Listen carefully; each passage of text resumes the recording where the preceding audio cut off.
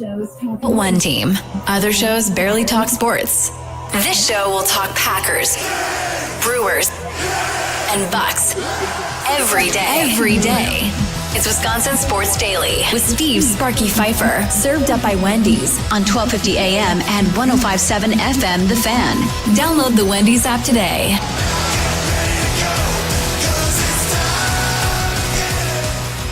It is that time again as we broadcast live from the 1250 AM and 105.7 FM The Fan Studios, powered by the Potawatomi Sportsbook. Steve Sparky Fifer with you. Thanks for hanging out with us as we are out here at Summerfest, part of the hole-in-one deal, along with Lexus Hole-in-One Challenge. It's a beautiful thing. I said it yesterday. This is where you build traditions, right? You have small kids, whatever the case may be. Go over there, give a shot at the hole-in-one. Yeah, they're going to hit it in the water. They're not going to make it to the hole. But then you bring them back every year. They start to hit it farther, and then all of a sudden, oh man, you're really close. Next year when we come back, you're going to get it on the green. You're able to put together all these pictures, all these videos later of them finally getting it on the green. And who knows? Maybe they get a hole-in-one at some point. So come on down, hang out with us here along the water. It's cooler along the water, by the way. So come hang out with us at the Fan Tent. Coming up today, Tim Dillard, FanDuel Sports Brewers analyst. He joins us normally on Thursday afternoons at 3:20. We talk Brewers baseball with Tim Dillard. Today he'll join us at 2:40, obviously, as the Brewers played yesterday. Then coming up at 3:20, more Brewers baseball with Andrew Wagner, who joins us on Fridays from Forbes Sports, Brewers writer over there, brought to you by Focus Baseball. He'll join us coming up at 3:20 today. And our Green and Gold update, brought to you by the Potawatomi Sportsbook, comes up at 4 o'clock this afternoon. And today, obviously, is a big day for Brewers fans, right? Part of the reason why it's a big day for Brewers fans is because Jacob Misiorowski is back on the mound tonight for the Milwaukee Brewers. The last time we saw Jacob Misiorowski, I think he topped 100 miles an hour. I think it was 15 times in his last outing, 5 innings, no hit ball in his first start in the majors. He gets to go tonight against the Minnesota Twins. We'll, of course, have the leadoff show powered by the Potawatomi Sportsbook by Tommy Wirtz coming up tonight from 6 to 7. So make sure to tune in for that. But we got to start off talking about yesterday's baseball game. And yesterday's baseball game was a high-scoring baseball game, right? And if we just go back and look at the Brewers' 8 runs scored, some power for the Milwaukee Brewers yesterday for certain. You go all the way back to, first inning, Yelich had an RBI single, scored Churio, which is great. Second inning, some power on display with the Brewers down 2-1. Here comes Rhys Hoskins. Cardinals are playing a doubleheader today. Here's Rhys Hoskins, fly ball into deep left, got some carry, and Hoskins sends one out of here. And we are tied at 2 as Hoskins pops his 11th home run of the season. Second home run off Jameson Taillon this year. And Hoskins makes it a 2-2 game in the second. That's a beautiful thing. Then, after Rhys Hoskins ties it at 2, Isaac Collins, who's been playing really well, y'all. I mean, I know a lot of people probably didn't know who the heck Isaac Collins was before you saw him in a Brewers uniform this year, but he's been stroking the ball real nice lately. On base, Isaac Collins, and here comes the little mighty might, Caleb Durbin. And Durbin drills one into center field. That's got a chance. And Durbin sends it out. 2-run home run for Caleb Durbin. Brewers jump in front 4-2. A Brewers fan catches that home run ball. Cubs fans are like, throw it back. No chance. No chance. They threw Rhesus back. This one's going to stay gone. Highlight courtesy of FanDuel Sports Network, Wisconsin, like always, BA on the call. Then they get an RBI single from William Contreras there in the third. He's been struggling. We'll get in his numbers momentarily. Then to the fifth, Isaac Collins, who I told you before has been playing really well as of late, not only with the bat but with the stick, came up and showed off the muscles one more time. And Collins in the air to left field. That ball's hit well. Isaac Collins, stay hot. A 3-run home run. Big blow for the Brew Crew here in the 5th inning. A 3-run blast for Collins comes with 2 outs. And it's 8-3 Milwaukee. I'm going to say this, and I want y'all to really just pay attention and listen up. Every year when we talk about baseball, and whether it's the Brewers, the Cubs, the White Sox, Tigers, Twins, whoever you're a fan of, we're out here at Summerfest. I got to cover a lot of teams in the Midwest in case people are walking around from their city. But regardless of what city your favorite baseball team is in, if your favorite baseball team is going to be a playoff team, going to be a team that's going to win a division. You need guys that are going to outperform expectations, that are going to maybe not even have career years, but have much better years than you expect at the end of the day. Isaac Collins is that guy for the Milwaukee Brewers. Now, again, he's a mighty might too, right? Caleb Durbin is small, Frelick small, Isaac Collins is 5'8" at this point. You look at the month of June right now for Isaac Collins, 290, 436 on base percentage, and a 677 slugging, Charlie. I don't know what more you could possibly want out of Isaac Collins. I don't think you could ask any more from Isaac Collins. When watching what he's done so far this season, he's been the clutch guy. He's been that Andrew Monasterio that we saw last season, where it felt like the rest of the team would be out of it and he would get them going late in those games. I think Caleb Durbin has had that same kind of effect for this team. Now that we're seeing guys like Christian Yelich and William Contreras really start to kind of get going on a more consistent basis here, at least getting one hit a game for both of them is really positive. Look out for that team. If these guys can continue doing that, I think we're in a really good spot. You know, the other thing about this is while one guy gets hot, you have other guys that are obviously struggling. William Contreras only hitting .208 in the month of June right now. Now, he had a nice game yesterday, obviously.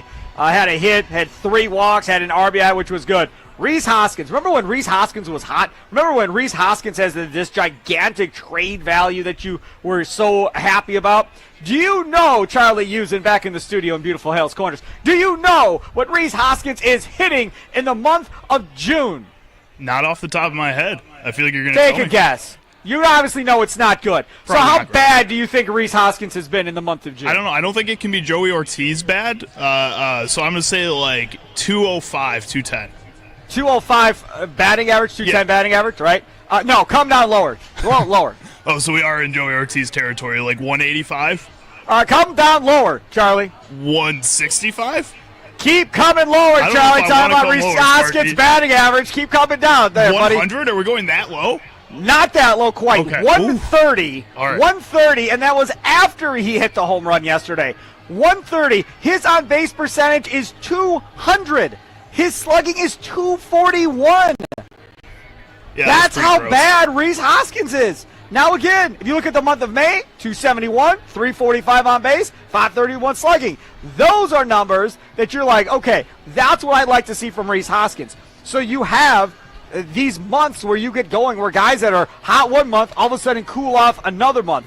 And right now, as we talk about this offense and you scoring 8 runs against the Chicago Cubs yesterday, guys like Isaac Collins coming up big here are able to kind of get you through this while your other guys, Churio's been playing fine. This isn't on Churio, but guys like Yelich and Contreras and Rhys Hoskins, these guys need to get going. Sal Frelick's been consistent pretty much all year. Terang has slowed down a little bit.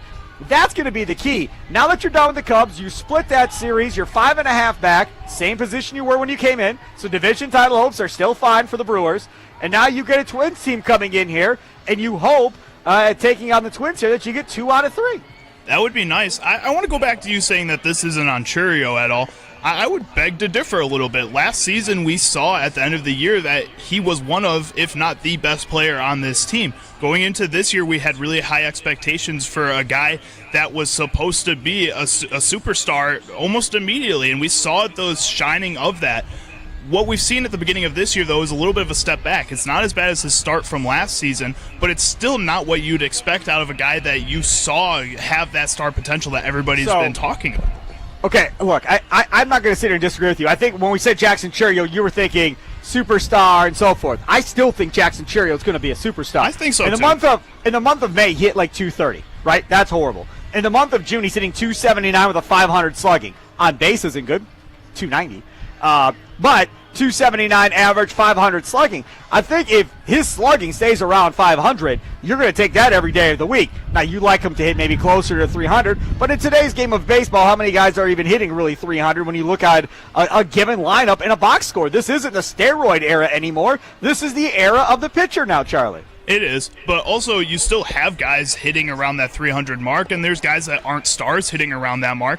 I think you look at a guy like Luis Arias, who he's not really giving you much more than that contact aspect of his game, but at the same time, that's an invaluable piece to a team like the Padres who have a lot of power hitters in that group. I think you look over at Oakland, a guy like Jacob Wilson, who's a rookie, is coming out. I think you're starting to see a lot of these young players figure it out and be able to get back to that 300. It's a cycle of the sport like we've seen. So yes, I think we're at a point where the pitchers are benefiting a lot from the game and the way that they're calling a game.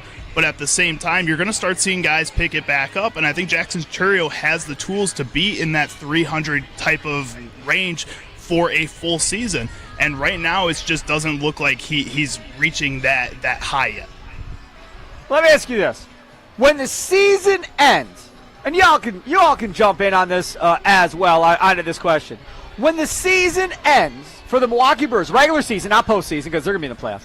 When the regular season ends for the Brewers, how many guys in this lineup, everyday players, do you think are going to be hitting 275 or more in this lineup? When it's all said and done offensively, how many guys do you think will be at 275 or higher for the Brewers? I'm not going to say 300 because I think it's unrealistic. I don't think a ton of lineups are going to have 5-6 guys hitting 300 necessarily. Nikolay Law, fan talk and text line 414-677-1250, 414-677-1250, Facebook and Twitter at the Fan Milwaukee.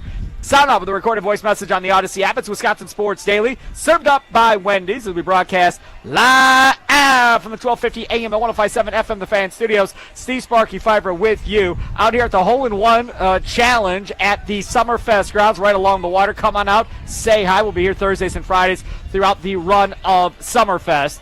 When you look at this Brewers lineup right now, and again, we're at, what is it, June 20th, I think is what it is at this point. If you look at this lineup right now as we currently sit, at 275 or more, Frelick's at 287. That's one. That's all. That's all. There's one.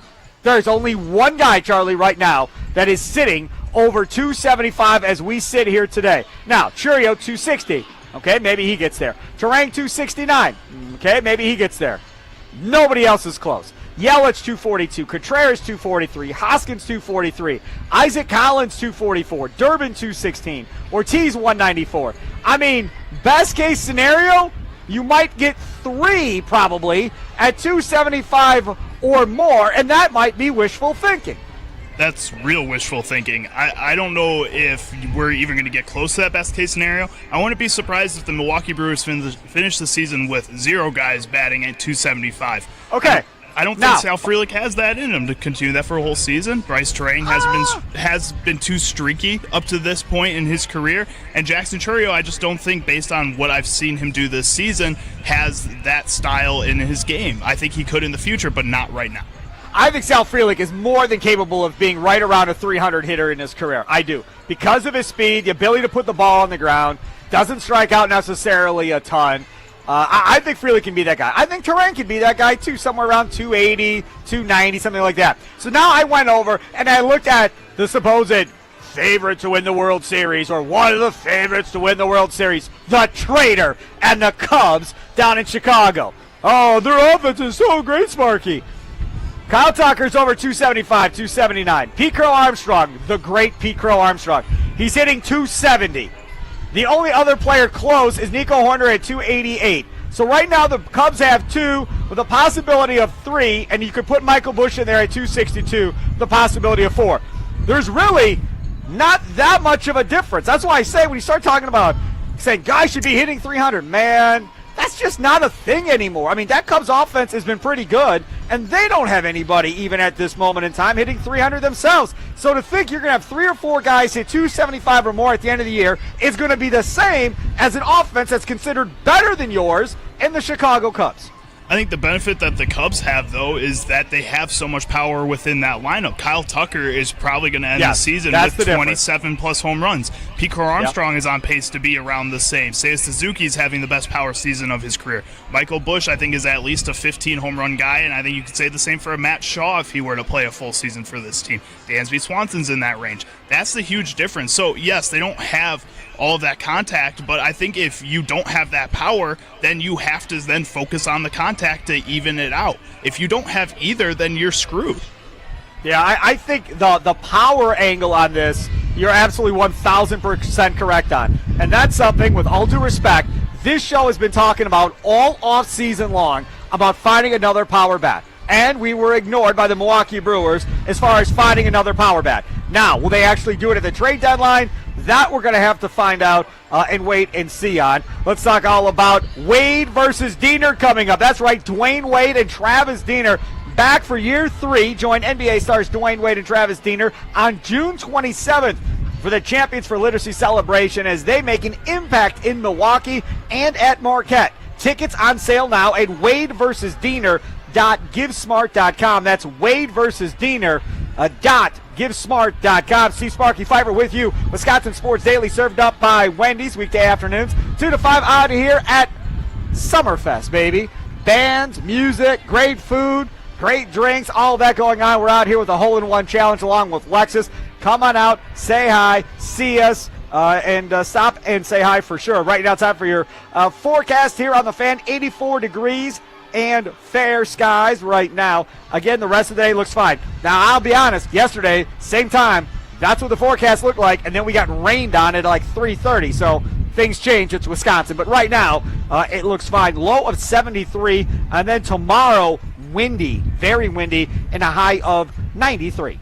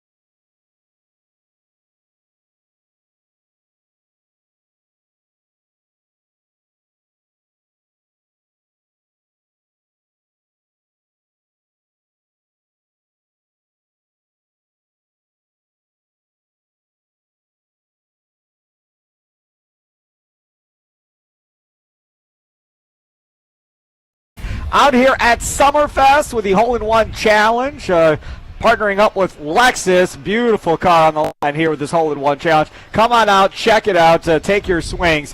And again, right by the Generac Power Stage, you know where that is. Music playing there all afternoon and into tonight. So I definitely want to take part of that. Did you see last night, Charlie, that they had fireworks here last night? I did see. I was actually watching the fireworks. Me too. My girlfriend, her coworker, is a part of the boating club. That's the South Shore Boat Club. So we actually hey, hold on. Like the South Shore Yacht Club, where you and I went on the sailboat. That one is that same exact one. So he has a boat out there. So we and a bunch of our other coworkers got to go out on a boat. We went right outside the amphitheater, and we could see the fireworks from right where they were launching them. It was really cool. Yeah, that is good stuff right there. There ain't nothing wrong with that, especially there. I was watching it on Channel 12, I believe. I think it was Channel 12, because they were broadcasting it live, and then they were playing different songs. Like the first one was like "Pour Some Sugar on Me" by Def Leppard. But this is my thing. So let me see if I got this right. We're going to play fireworks or have fireworks, but on June 3rd we can't have fireworks? Right. We have to have a drone show? Why? Like, if you're going to eliminate the fireworks across on June 3rd, why not just have the drones every night then? Why are we – I don't understand. I don't understand. I thought they were just getting rid of the fireworks in general, and they were just going to be drones. I didn't realize it was a one-night deal only to get rid of fireworks and do drones, but – whatever. Just me being old and wanting fireworks. Okay, Charlie Houston over there, Steve Sparky Fifer over here. Let's talk about the Wisconsin, University of Wisconsin, Chris McIntosh and company apparently bent out of shape at the University of Miami all over a player that wanted to leave Wisconsin, wanted to go to Miami. Wisconsin didn't and refused to put the kid into the transfer portal. And now apparently Wisconsin, the University of Wisconsin, is suing the University of Miami, Charlie. Is that right? That is correct. So if we head over to Yahoo Sports, Ross Dellinger, senior college football reporter there, awesome. He put into an article here, the University of Wisconsin and its NIL collective filed a complaint in state circuit court on Friday against the University of Miami over alleged tortuous interference. According to documents obtained by Yahoo Sports, it's a first of its kind and perhaps a precedent-setting move. Wisconsin is seeking unspecified financial damages and a declaratory judgment deeming UM's actions as wrongful for interfering with a binding revenue share contract between UW and Xavier Lucas. I'm missing something here. Binding? Mm-hmm. So what does that mean? Did they sign him to like a 4-year deal or a 3-year deal? He was only there 1 year. So like, you could sign long-term revenue share deals. So that means, based on what Wisconsin is saying, if I play at the University of Wisconsin, or my kid, because I'm too old, my kid plays at the University of Wisconsin, and if he signs a 3-year rev share deal with Wisconsin, that means that kid can't ever enter the transfer portal? Is that what you're saying? I think that's what Wisconsin is trying to say. So later on in the article, he says Wisconsin and Lucas struck a 2-year revenue share agreement that, like all of them, was set to begin July 1st, the first date that schools can begin directly compensating athletes. Because of the agreement, Wisconsin refused to enter Lucas's name into the portal after he requested a transfer. I'm sorry, I'm still confused. So was it for this upcoming season that he signed it and then wanted to go into the portal? It was a 2-year deal. So it was 2 years. He played through the first year. That was his freshman season. He was going to be a sophomore this year, and the deal was supposed to begin on July 1st. Xavier Lucas was trying to leave the university before the deal began or after the deal began. It was a whole situation where he was with the team already on July 1st, right, and they still had to pay him, and he was still trying to leave. Okay, so let's go over this, if you don't mind, in a couple different ways here. Number one, this was and still is, until this all gets settled, the Wild Wild West. Correct. So in fairness to Miami, I'm sure Miami had never had or seen anything along these lines. Now, what we need to find out is Wisconsin and Chris McIntosh, are they a trendsetter here? Meaning, if they win in a court in this lawsuit against University of Miami over not allowing this kid to enter the transfer portal, if they win this, then essentially these contracts are going to hold up in a court of law, which means if I have a kid going to play college football or college basketball, you have to tell the kid, do not sign anything more than a 1-year rev share contract, because otherwise you're going to end up like this guy. Correct. And I think that's probably the way that the NCAA wanted to go with this anyways. So I think if you go with a 1-year contract max for a lot of these players, it allows them to use the transfer portal as much as they'd like each season after another, which is what the NCAA seems to be a fan of at this point. And it also allows the schools to judge the value of a player year in and year out, especially when the maximum these guys can stay is only at most, again, 6 years. And that's if he gets injured or some other outstanding circumstances that keep him from competing on the court or on the field. I think this way, if you were to do just 1-year deals, would benefit not only the players but the universities as well. Yeah, So what now is the next step here? If Wisconsin wins this lawsuit, does he have to go back to Wisconsin, or does he still get to play for Miami? I would assume he probably still gets to play for Miami. Dellinger doesn't get into the article here.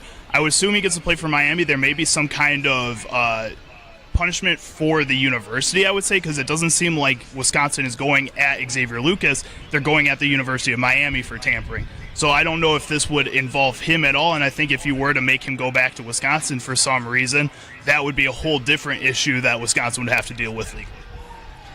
Because, again, as we're just trying to figure this all out here at this point, if they win this lawsuit, doesn't that change everything as far as how these schools go out signing NIL deals and revenue sharing deals and everything else? And furthermore, as we've talked about before on this show, we've had NIL agents on.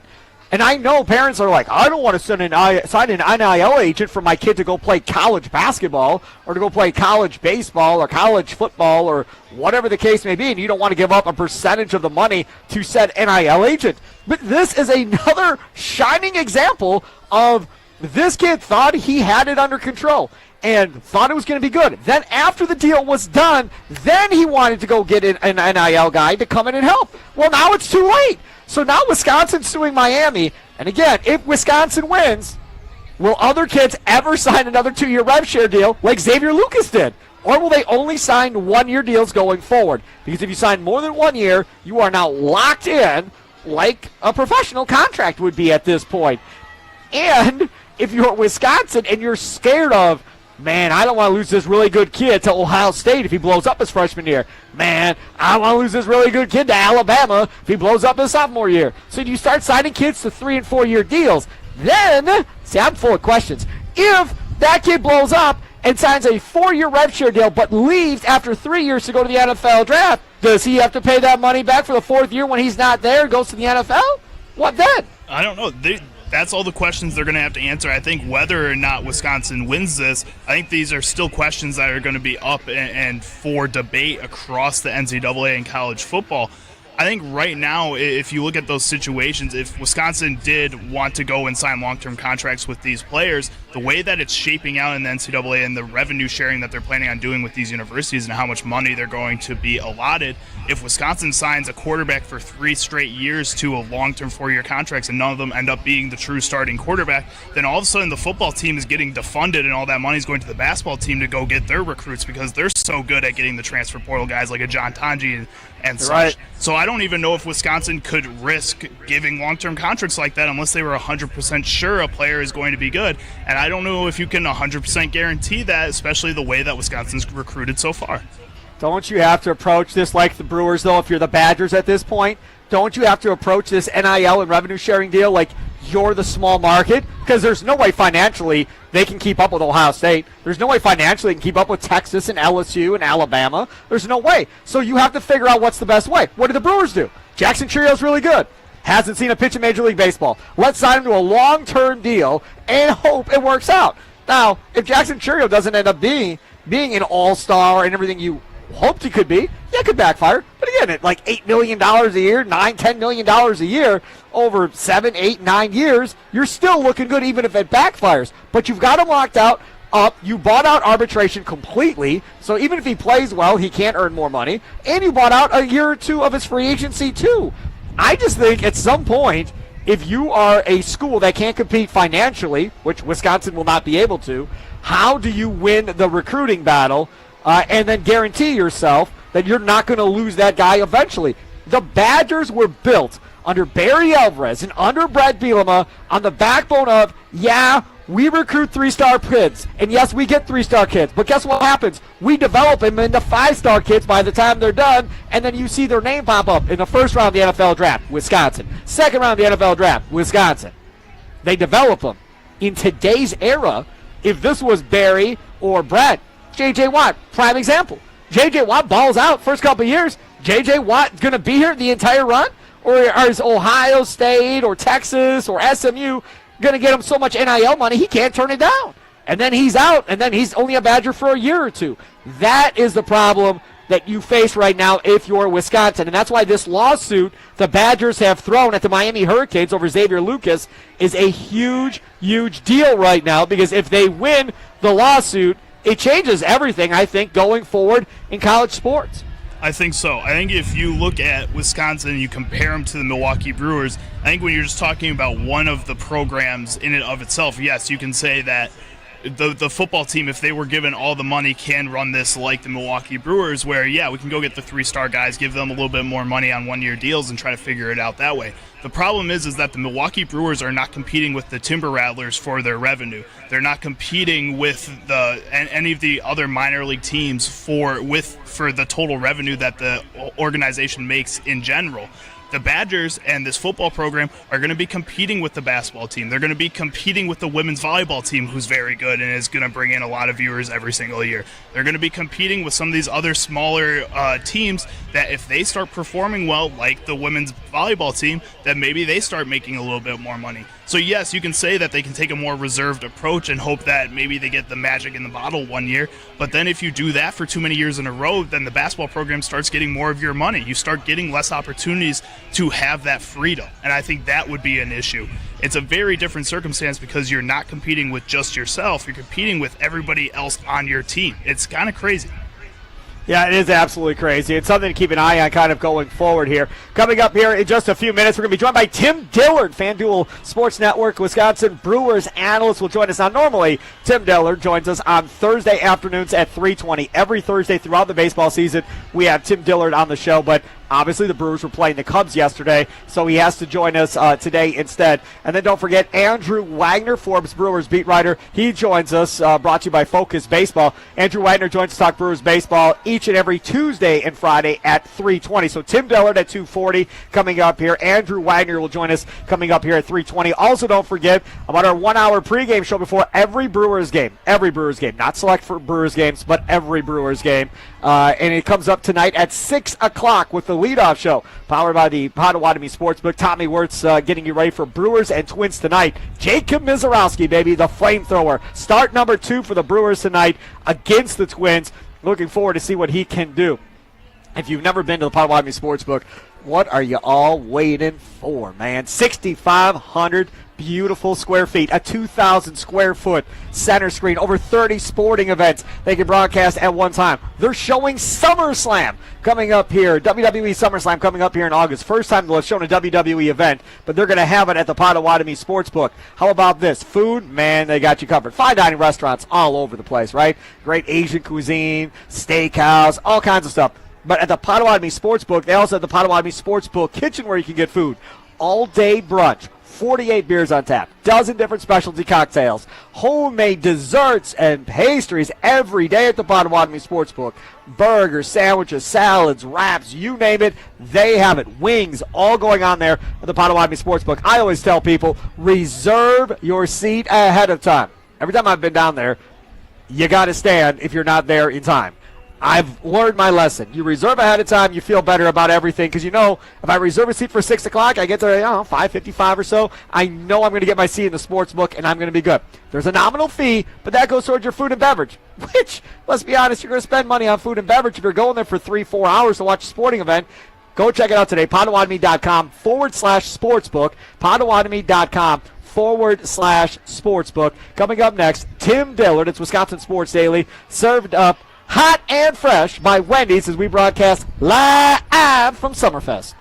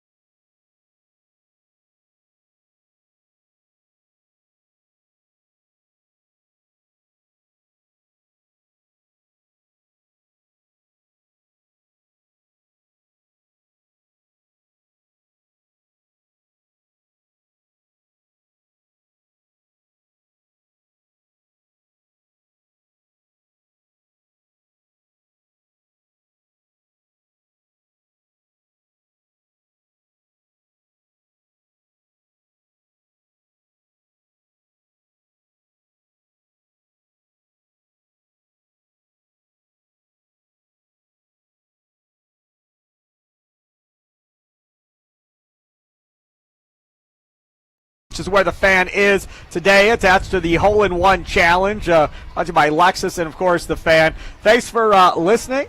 Come on down, man. Check out all the great music, all the different bands going on. Def Leppard was here last night, for those of you that are old like me, right here by the Generac Power Stage as well. And lots of great food, beverages, drink. And this is a great part. If you have small children, right, this is the time you bring them. This is it. There are so many small kids here walking around, people with strollers and small kids. Their kid area, they redid the whole kid area here. It is like one of the coolest, biggest playgrounds with all kinds of slides and everything else. So, like, if you're listening and you're like, I don't want to bring my kids to Summerfest, I'm telling you, man, bring them during the afternoon. And, I know a lot of y'all work during the week like us. Bring them to, Saturday morning, Sunday morning, Sunday afternoon, whatever. Let them go have the time of their lives in that play area and then walk around, listen to music, and, before things get a little bit crazier at night, head out. That makes sense, doesn't it, Charlie? I think so. You get to hear all these great bands playing all the time, and the kids get tired. It's nice and warm out, too, so they'll love just relaxing afterwards. It's not like a winter run around where they're still hyper when they come back inside. You get to tire them out, too. It's nice. Exactly right. So make sure, come on, bring the kids out here. They'll have a ton of fun and lots of stuff for them to eat, too. They will be just as happy with the food selection out here, I think, as you will be happy with the food selection as well. Look at this. I can see the stunning Tim Dillard. We are doing some video streaming right now on our YouTube page, on the fan YouTube page.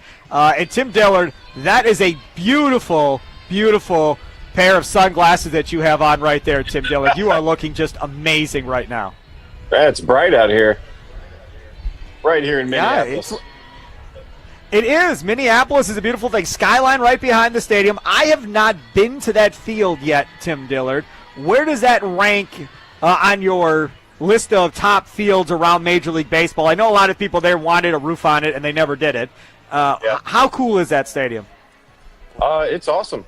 I got to work here last year. I did a Roku game with Corey Provis. But before that, we just walked around the stadium and got a lay of the land. I mean, it's definitely a place to visit. I know a lot of Brewers fans are coming to this series. Absolutely. I went to a game in Minnesota when it still was that crappy dome that they had, and I saw Prince Fielder hit an inside-the-park home run, Tim Dillard, at the game I was at in that dome. Never in my wildest dreams, Tim Dillard, did I think you could see that in a game of baseball, but I saw it. I mean, he always hustled. It doesn't surprise me. He would always run every ground ball out. So for him to, whether it's a double, triple homer, I mean, Prince Fielder, he wants that extra base. He doesn't seem like the prime candidate for that, but he was an exceptional player. He just won like a home run derby yesterday. Did you see that? I saw that, and it was funny because he was sitting there warming up, and he was just taking a couple of swings, no big deal, and then all of a sudden you saw him switch, the intensity level pick up, and all of a sudden it was poop, poop, poop, out, 3 or 4 in a row, and then after that he was like, all right, I'm good, let's go, I'm ready to go. And it was just warming up for that home run derby. Speaking of home run derbies, being joined here by Tim Dillard, FanDuel Sports Network analyst, brought to you by Focus Baseball. Did you see this home run derby that they're going to do after the game coming up towards the end of July, after the Marlins game? Did you see this? Because I feel like nobody told you, because I don't see your name on the list of people slated to hit. Now, what is that all about? I mean, I put my name out there. I was like, hey, I have a bat in my trunk of my car. I just carry it just in case you got to take batting practice every once in a while. But I'm actually going to try to see if somebody doesn't show up or shows up on the IL, then maybe I'll get in. But either way, I'm going to be ready to swing, or I could just be the umpire. I'll just go like this if it's a home run. Either way, I'm cool. Have to be a part of it. Friday, July 25th against the Marlins. The game is scheduled for 3:10. Then after the game is done, you're going to have all kinds of Brewers alumni having a home run derby. I want to get your thoughts on what we saw yesterday. We were talking about at the beginning of the show, Tim Dillard, about Isaac Collins and how on every team, playoff team, or really good team normally, you always have 2, 3 guys, maybe more than that end up just going off and having a much better year than anybody expected. I would imagine most people didn't know who Isaac Collins even was prior to this year as a Brewers fan. And here in the month of June. He's hitting like 280 at this point and having a really good month. And again, yesterday, showing off some power with a home run. Yeah, I mean, you go back to last year, didn't even have an extra base hit, very limited action. Now he's starting to play a lot. In fact, I think he has started 34 games, and the team is 24-10 when he starts a ball. So, yeah, I haven't seen the lineup today. Pretty sure he's in it. I don't see a way where you could not put him out there. He's not a liability in left field. He's actually above average in left field. He's been doing a fantastic job defensively. But just the extra base hits.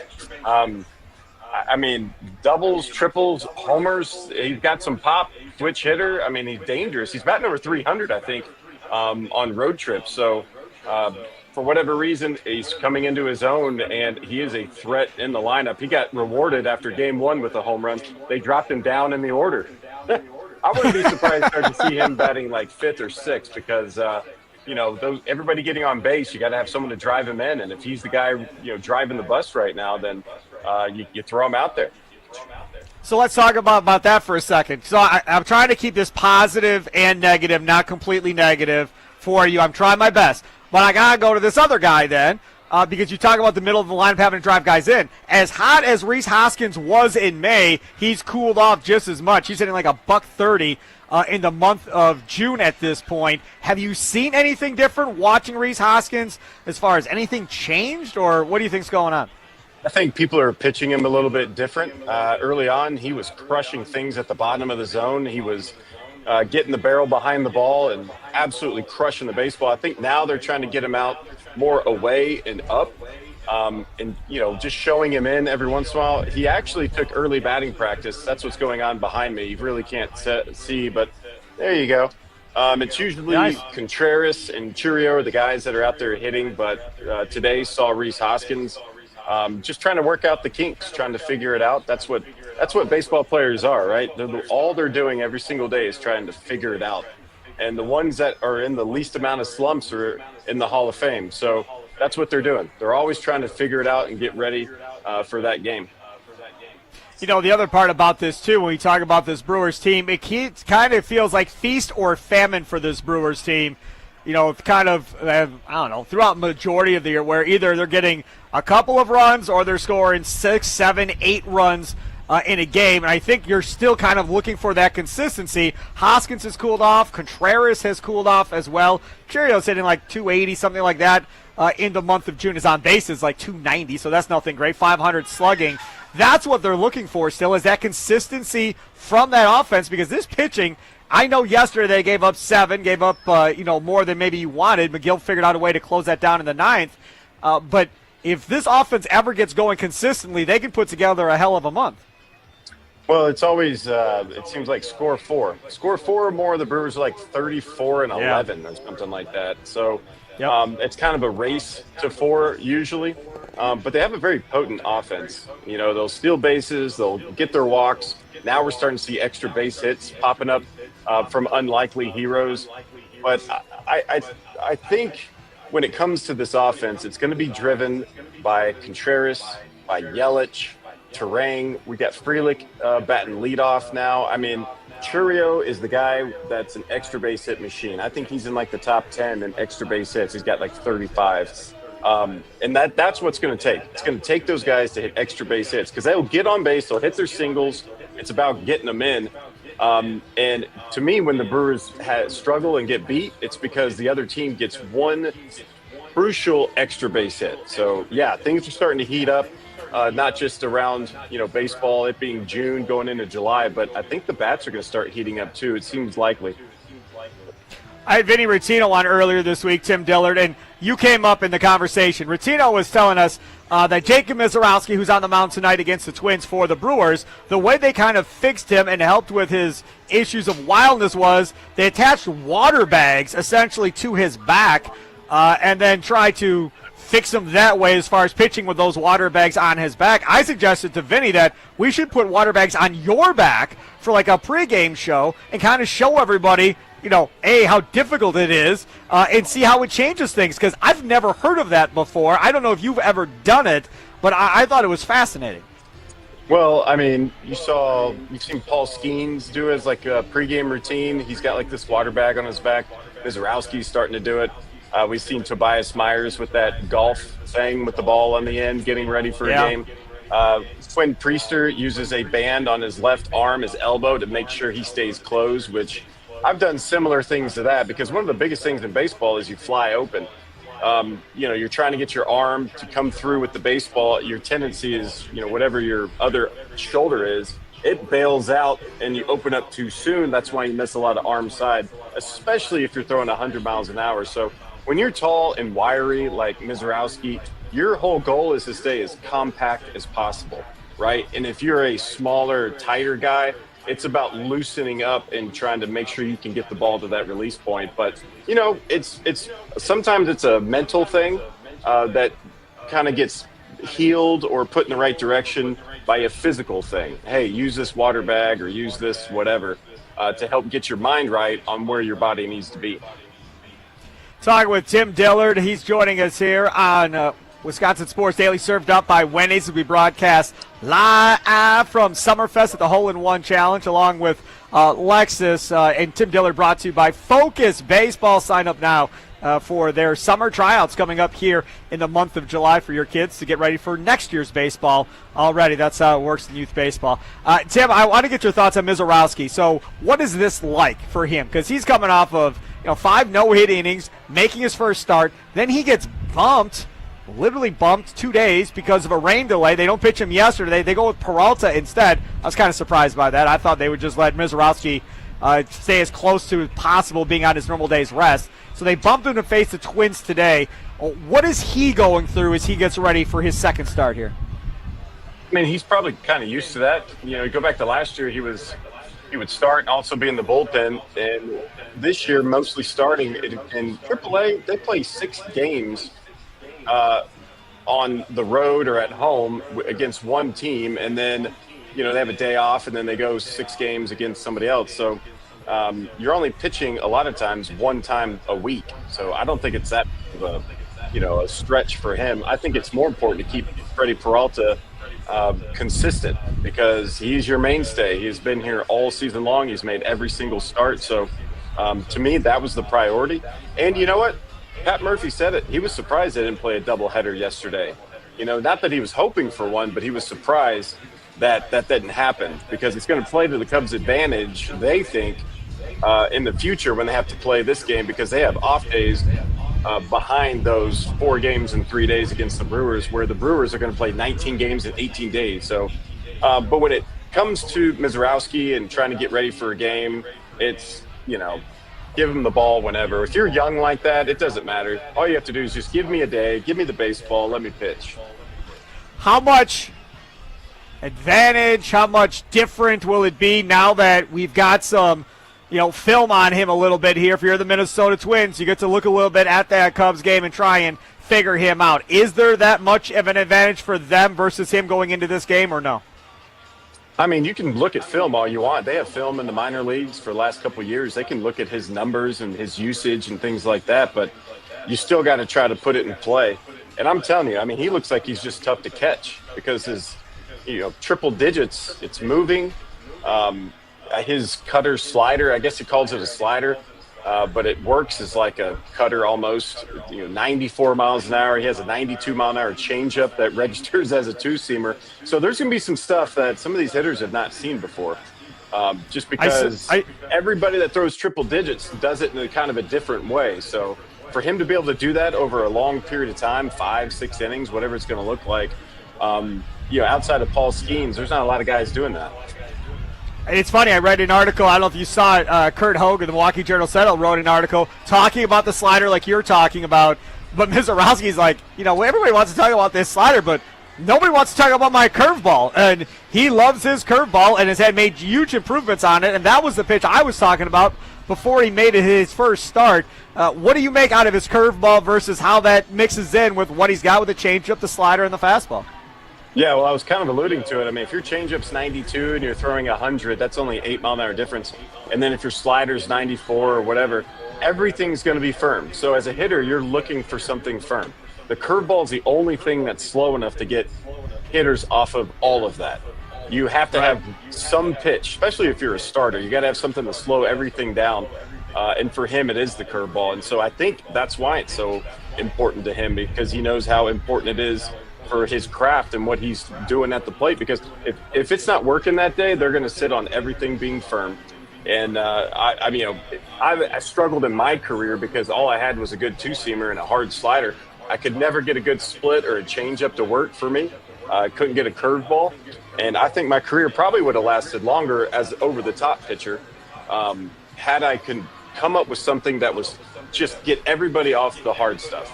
And Mizorowski has that, and he knows how important it is. I've never asked you this question, Tim Dillard. Last question, because you're there at the Twins game getting ready. Tim Dillard, Brewers analyst on FanDuel Sports Network. Make sure to check that out coming up tonight. After 7 o'clock, first pitch, 6 o'clock, leadoff show powered by the Potawatomi Sportsbook with Tommy Wirtz here on the Fan tonight. Would you ever recommend, not necessarily to your own children or whatever, but to anybody else's children, to drop down like you did to pitch, or would you always try to recommend people throw over the top? I would, if you want to know where your arm slot is, go out to shortstop and let somebody hit you about 30 ground balls. And about the 25th or, ground ball or so, when you're throwing it across the diamond, you're going to figure out the best way and strongest way for you to throw the ball all the way to first base. So that's kind of your natural arm slot. Very few people have a natural arm slot that's just over the top. You look at a lot of these pitchers now, they're not throwing straight over the top. They're kind of slanting their body. So they're, maybe the ball comes out over the top, but because of their body contortion, their degrees is different. I would never tell anybody to go, hey, you got to go throw sidearm. I would tell someone to go play a position. And then when you're like 17 or 18, then be a pitcher, because you can always go back and be a pitcher. Very rare you can go back and play second base or outfield or something like that, unless you're Rick Ankiel. So for me, it's, you want to protect your arm, don't be a pitcher until probably junior year of high school. There he is, Tim Dillard, our guy of FanDuel Sports Network, Wisconsin Brewers analyst. He's in Minnesota. He's right there at Twin Stadium as we're streaming this bad boy live on the new Fan YouTube page. Very first show live streamed on the YouTube page is this show right now. Tim Dillard, the first guest joined here on the first time. See, history is being made, and I got to have my guy Tim Dillard with me. I got to have it. Tim, thanks. I appreciate it, buddy. Thanks a lot for coming on. Enjoy the games. Thank you. Take care. There he is. You betcha. There he is. Tim Dillard joining us live from Minneapolis, getting ready for Brewers and Twins tonight. Jacob Mizorowski on the hill tonight for the Brewers. And again, this is start number 2. Man, look at that. Mr. Usingers. Look at that. Walking by. Man, you walk by. You could have come and stopped and said hi to me. He sends me and throws up the beer. My guy. Man, oh, man, oh, man. Years later, and he knew who I was. I'm gray, too. I know. We all forget. No, I'm just messing with that guy. Hey, Charlie Usen, I want to know something from you. I've never heard anybody say what Tim Dillard just said to me, which is the whole idea of if you want your kid to figure out where where he should be pitching from as far as arm slot goes, to take 50 ground balls at shortstop and see where his arm slot is like at like 25 to 30 on the ground balls. I've never heard anybody bring that up. That's interesting to me to figure out what your actual arm slot truly is as a pitcher coming up, like Tim Dillard said. I think if you are pitching, you are focusing so much on how your arm is coming through that motion, and that's your main focus during that moment. I think a lot of people try to overcorrect in those situations. Yep. When you're just fielding a ground ball and you're throwing it to first base, you are focusing on fielding first and the throw is second. So I think naturally how your arm moves in that moment is just instinct. I think when you are grounding 50 or fielding 50 ground balls, your coach, yourself, whatever you're watching in the video afterwards, you can see that natural movement over and over again, versus when the person is pitching, you see them focusing on trying to fix whatever may be wrong, when in reality you just need to have it naturally. Yeah, no question about that. There he is, our guy Charlie Houston. See Sparky Fifer with you here as the Brewers and Twins get ready to go tonight. We're going to talk more about this matchup for the Milwaukee Brewers that they have tonight with the Twins. Jacob Mizorowski with Drew Wagner of Forbes Sports. He's going to join us coming up here at 3:20. But coming up next, 3 o'clock, who do you got? Game 7, NBA Finals coming up tomorrow, Sunday night. We'll talk about what happened in Game 6 last night. That's all straight ahead here on Wisconsin Sports Daily, served up by Wendy's, live from the 1250 AM and 105.7 FM The Fan Studios, powered by the Potawatomi Sportsbook from Summerfest right here at the Hole-in-One Challenge, brought to you by Lexus and The Fan. Broadcasting live.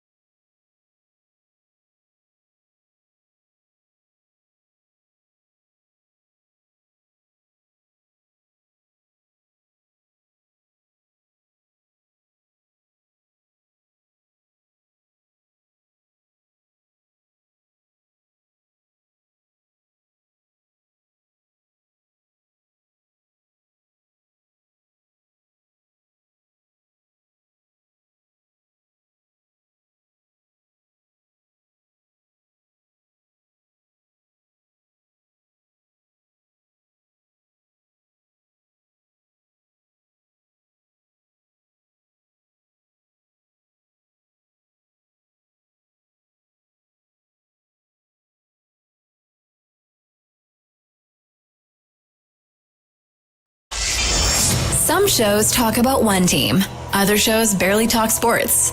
This show will talk Packers, Brewers, and Bucks every day. Every day. It's Wisconsin Sports Daily with Steve Sparky Fifer, served up by Wendy's on 1250 AM and 105.7 FM The Fan. Download the Wendy's app today.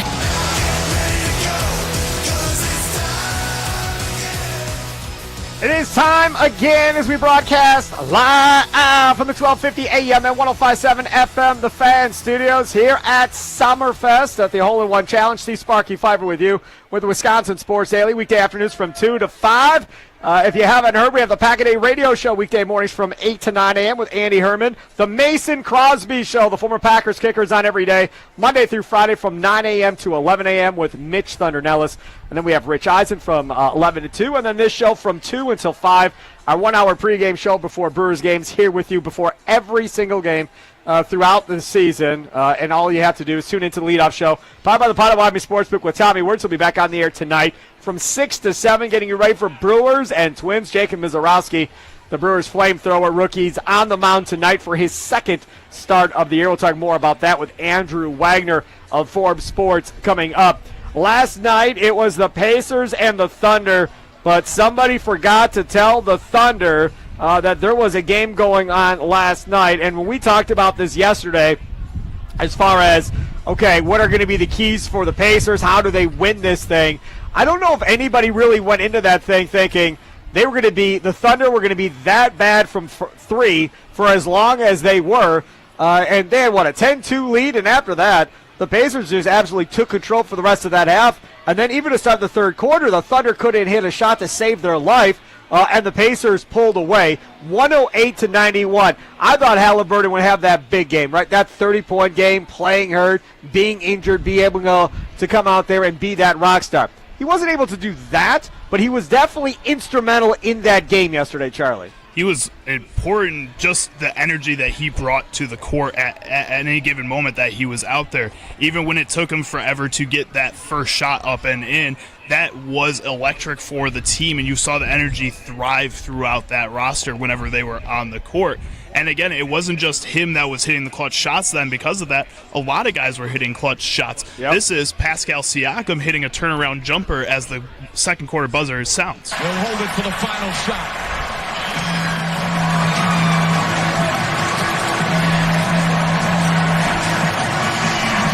Siakam falling away, puts it in at the buzzer.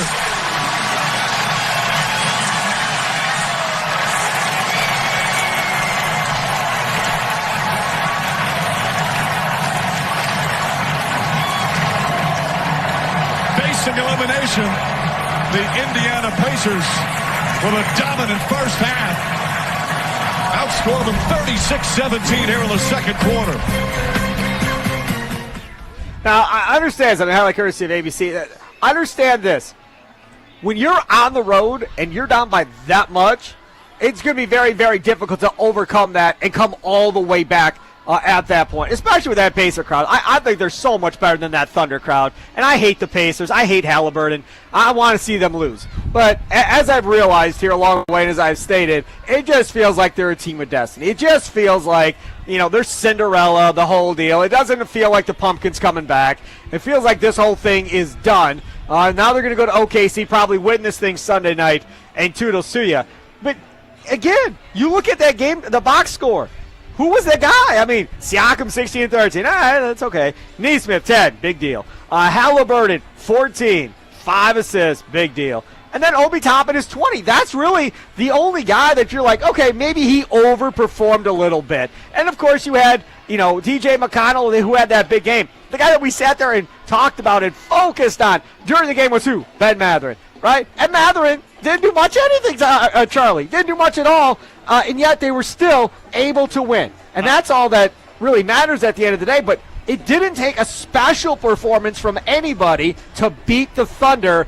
That should scare the crap out of the Thunder. I wasn't talking about Ben Mathurin. I was talking about TJ McConnell, who has been the X factor throughout this entire series for this team. Ben Mathurin goes out there and he does what he does. He's either going to be super hot or it's going to be really nothing from him. TJ McConnell has just had this energy coming off the bench that makes him seem like the leader of this team. It doesn't feel like Tyrese Halliburton, even when he's out there, Tyrese Halliburton feels like the energy of the team, and when he's going, the rest of the team feeds off of that. TJ McConnell feels like the veteran. He feels like the leader out there every time he's out on the court, and I think that's huge for this team. So, no, you didn't really get a big game from anybody, but you saw a lot of just fantastic play from this team all around, and I think that's what you benefit from.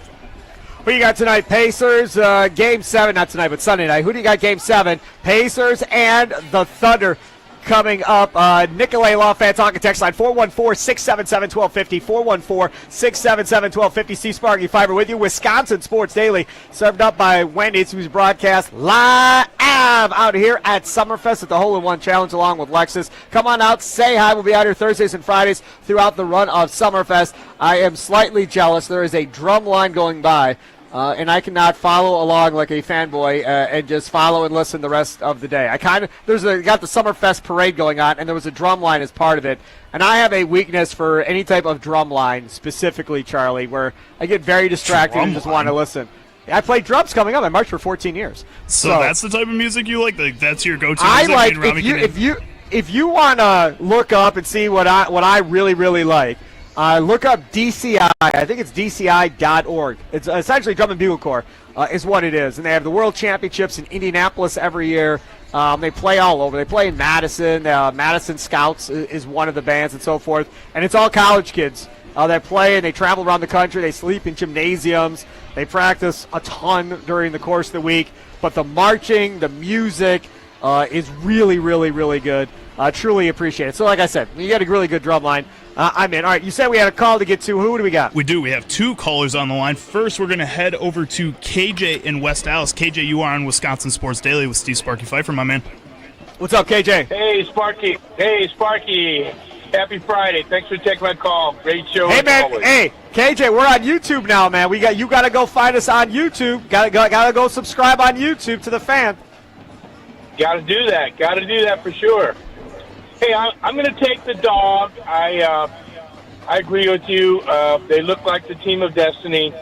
The last three teams that were underdogs in Game 7 were victorious, so I'm going with Indiana. If they can keep Jalen Williams under control, if he doesn't go off for 40 again or something crazy like that, I think they have a good chance if they can have balanced scoring.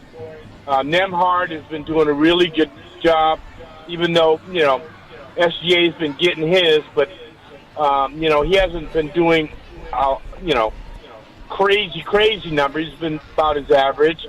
And if the others for Indiana can contribute, like TJ McConnell, he's been unbelievable in this entire series.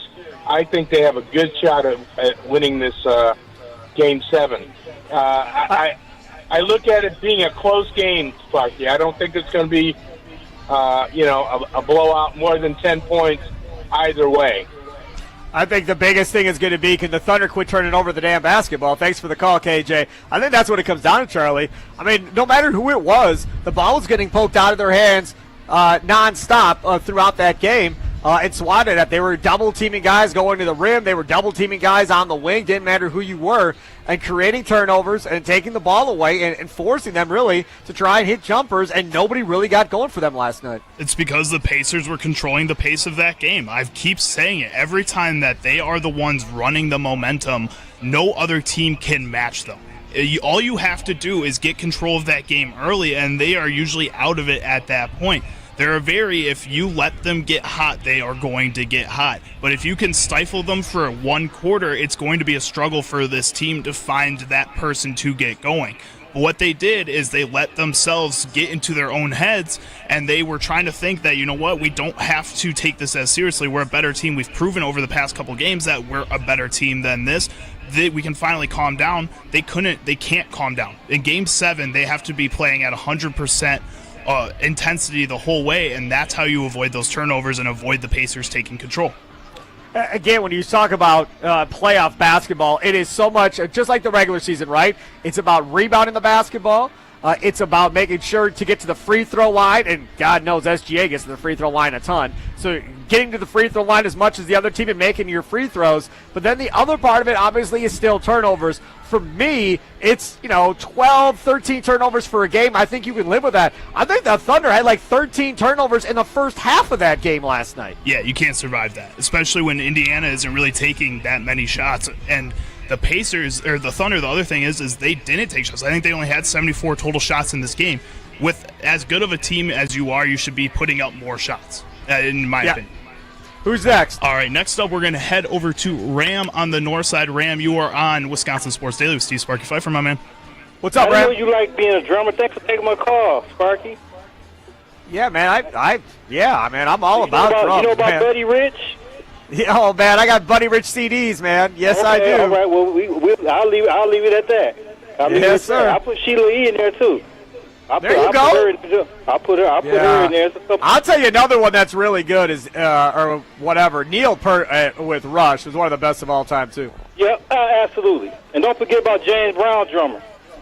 Yeah, that's another one never gets talked about. Yeah, you're right. We'll talk about that another day. There you go. Charlie and Sparky.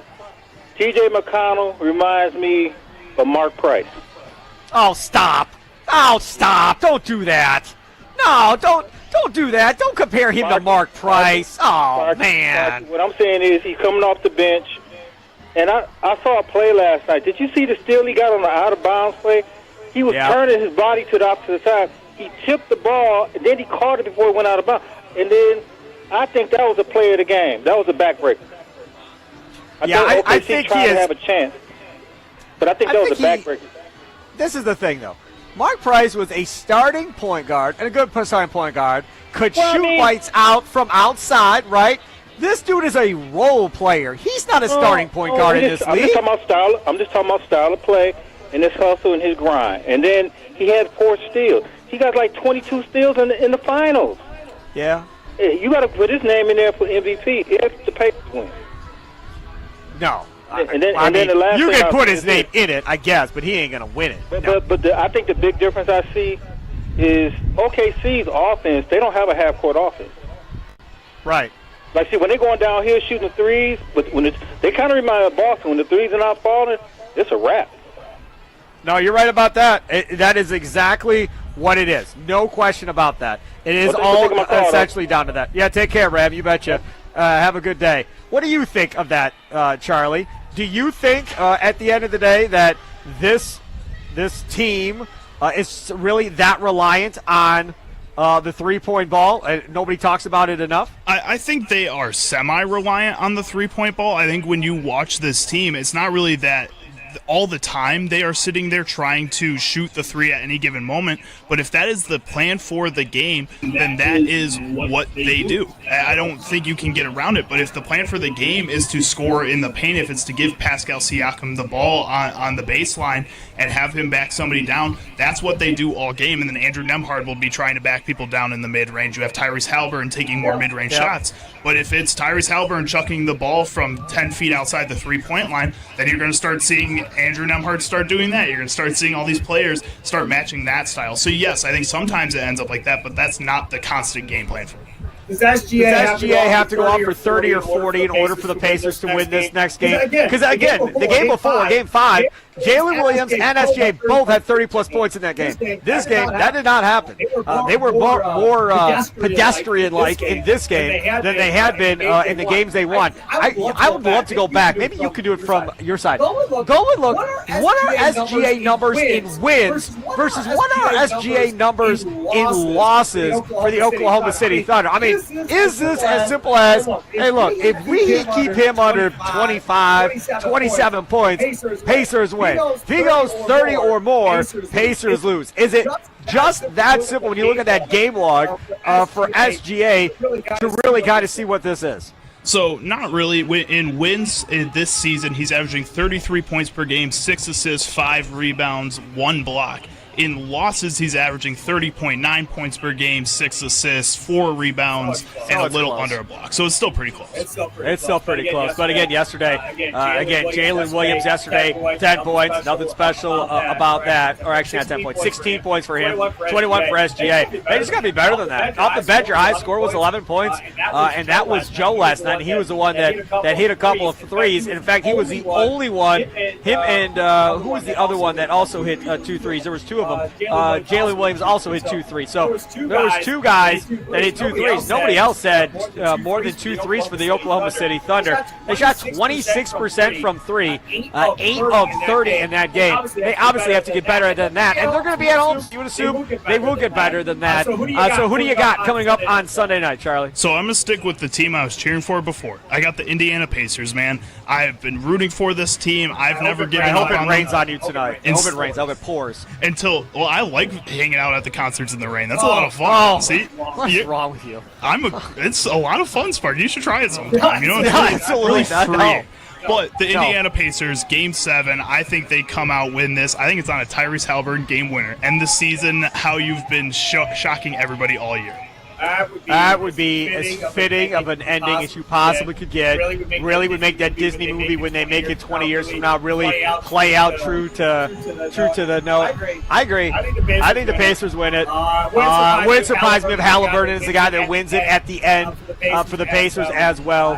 And then they advance and move on. Coming up next, we're going to switch gears to the Milwaukee Brewers. Drew Wagner, Forbes Sports, talking about the Brewers and Jacob Mizorowski. Coming up tonight, you heard our guy Tim Dillard on earlier today at 2:40 talking about Mizorowski and what he's got to face tonight in his second start of his career against the Minnesota Twins. We'll get Drew Wagner's take on that straight ahead.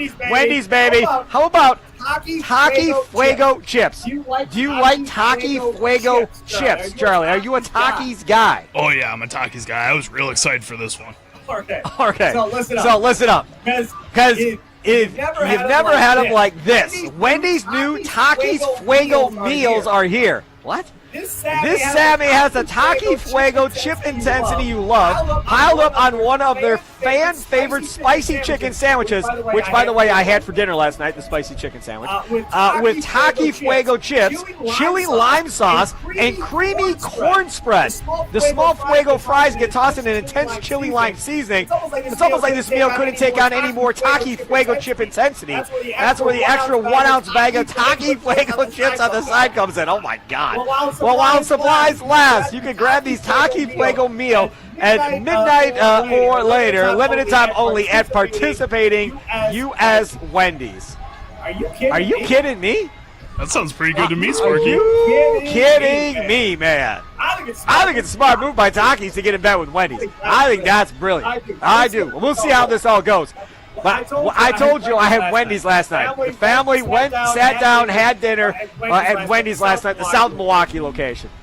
And got myself, we all had dinner, then we went shopping. The agreement was if they behaved shopping, we'd come back and they could get Frosty Fusions or Frosty Swirls when we got back. When we got back, the 9-year-old and myself got that brownie batter Oreo Frosty Fusion.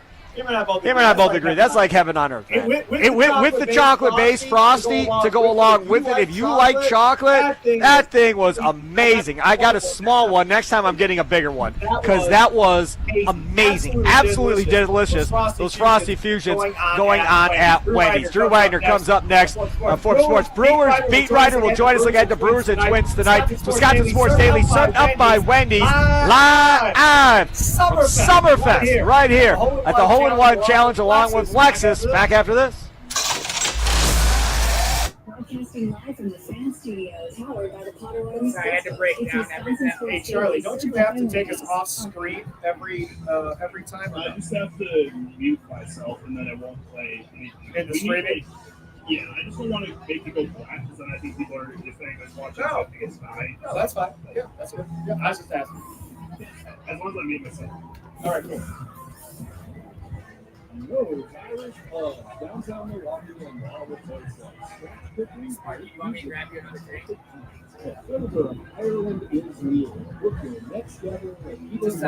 Just charcoal grill. Oh, you do a charcoal grill. It's right over there. Just the big one, 32 ounce, I think it is, 30 ounce, $7. Pepsi Zero. Thank you. This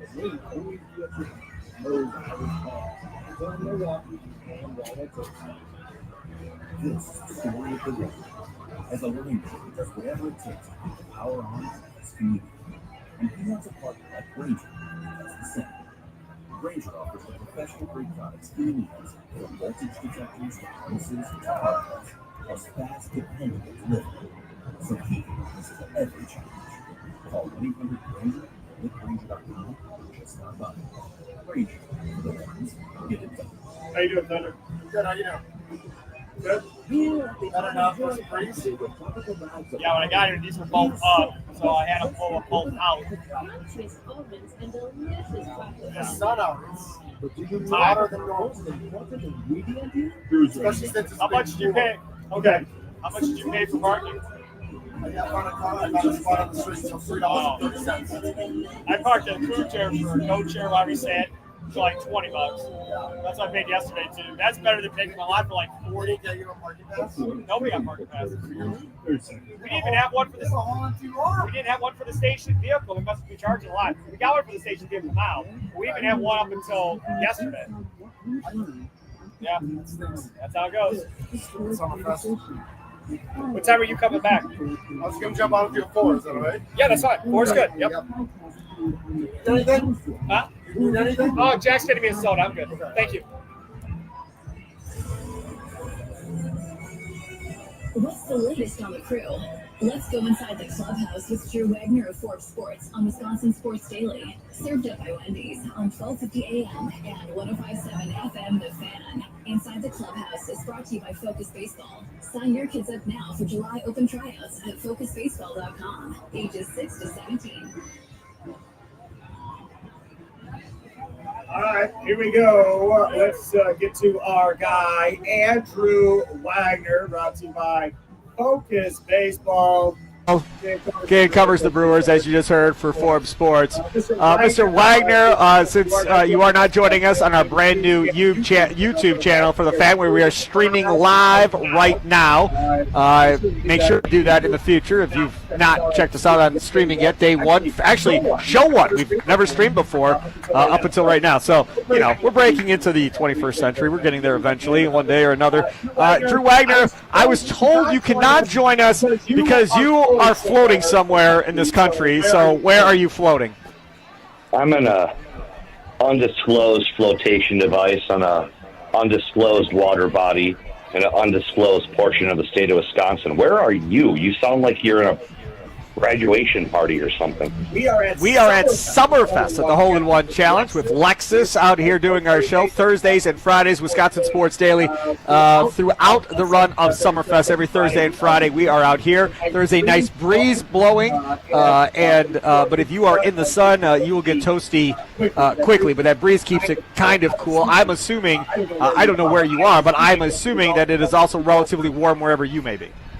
Yeah, it is hot out here, and I would have joined in video, but I didn't think anyone wanted to see me shirtless wearing a double canister beer helmet floating down a river. So, you know, I'm sparing the good people.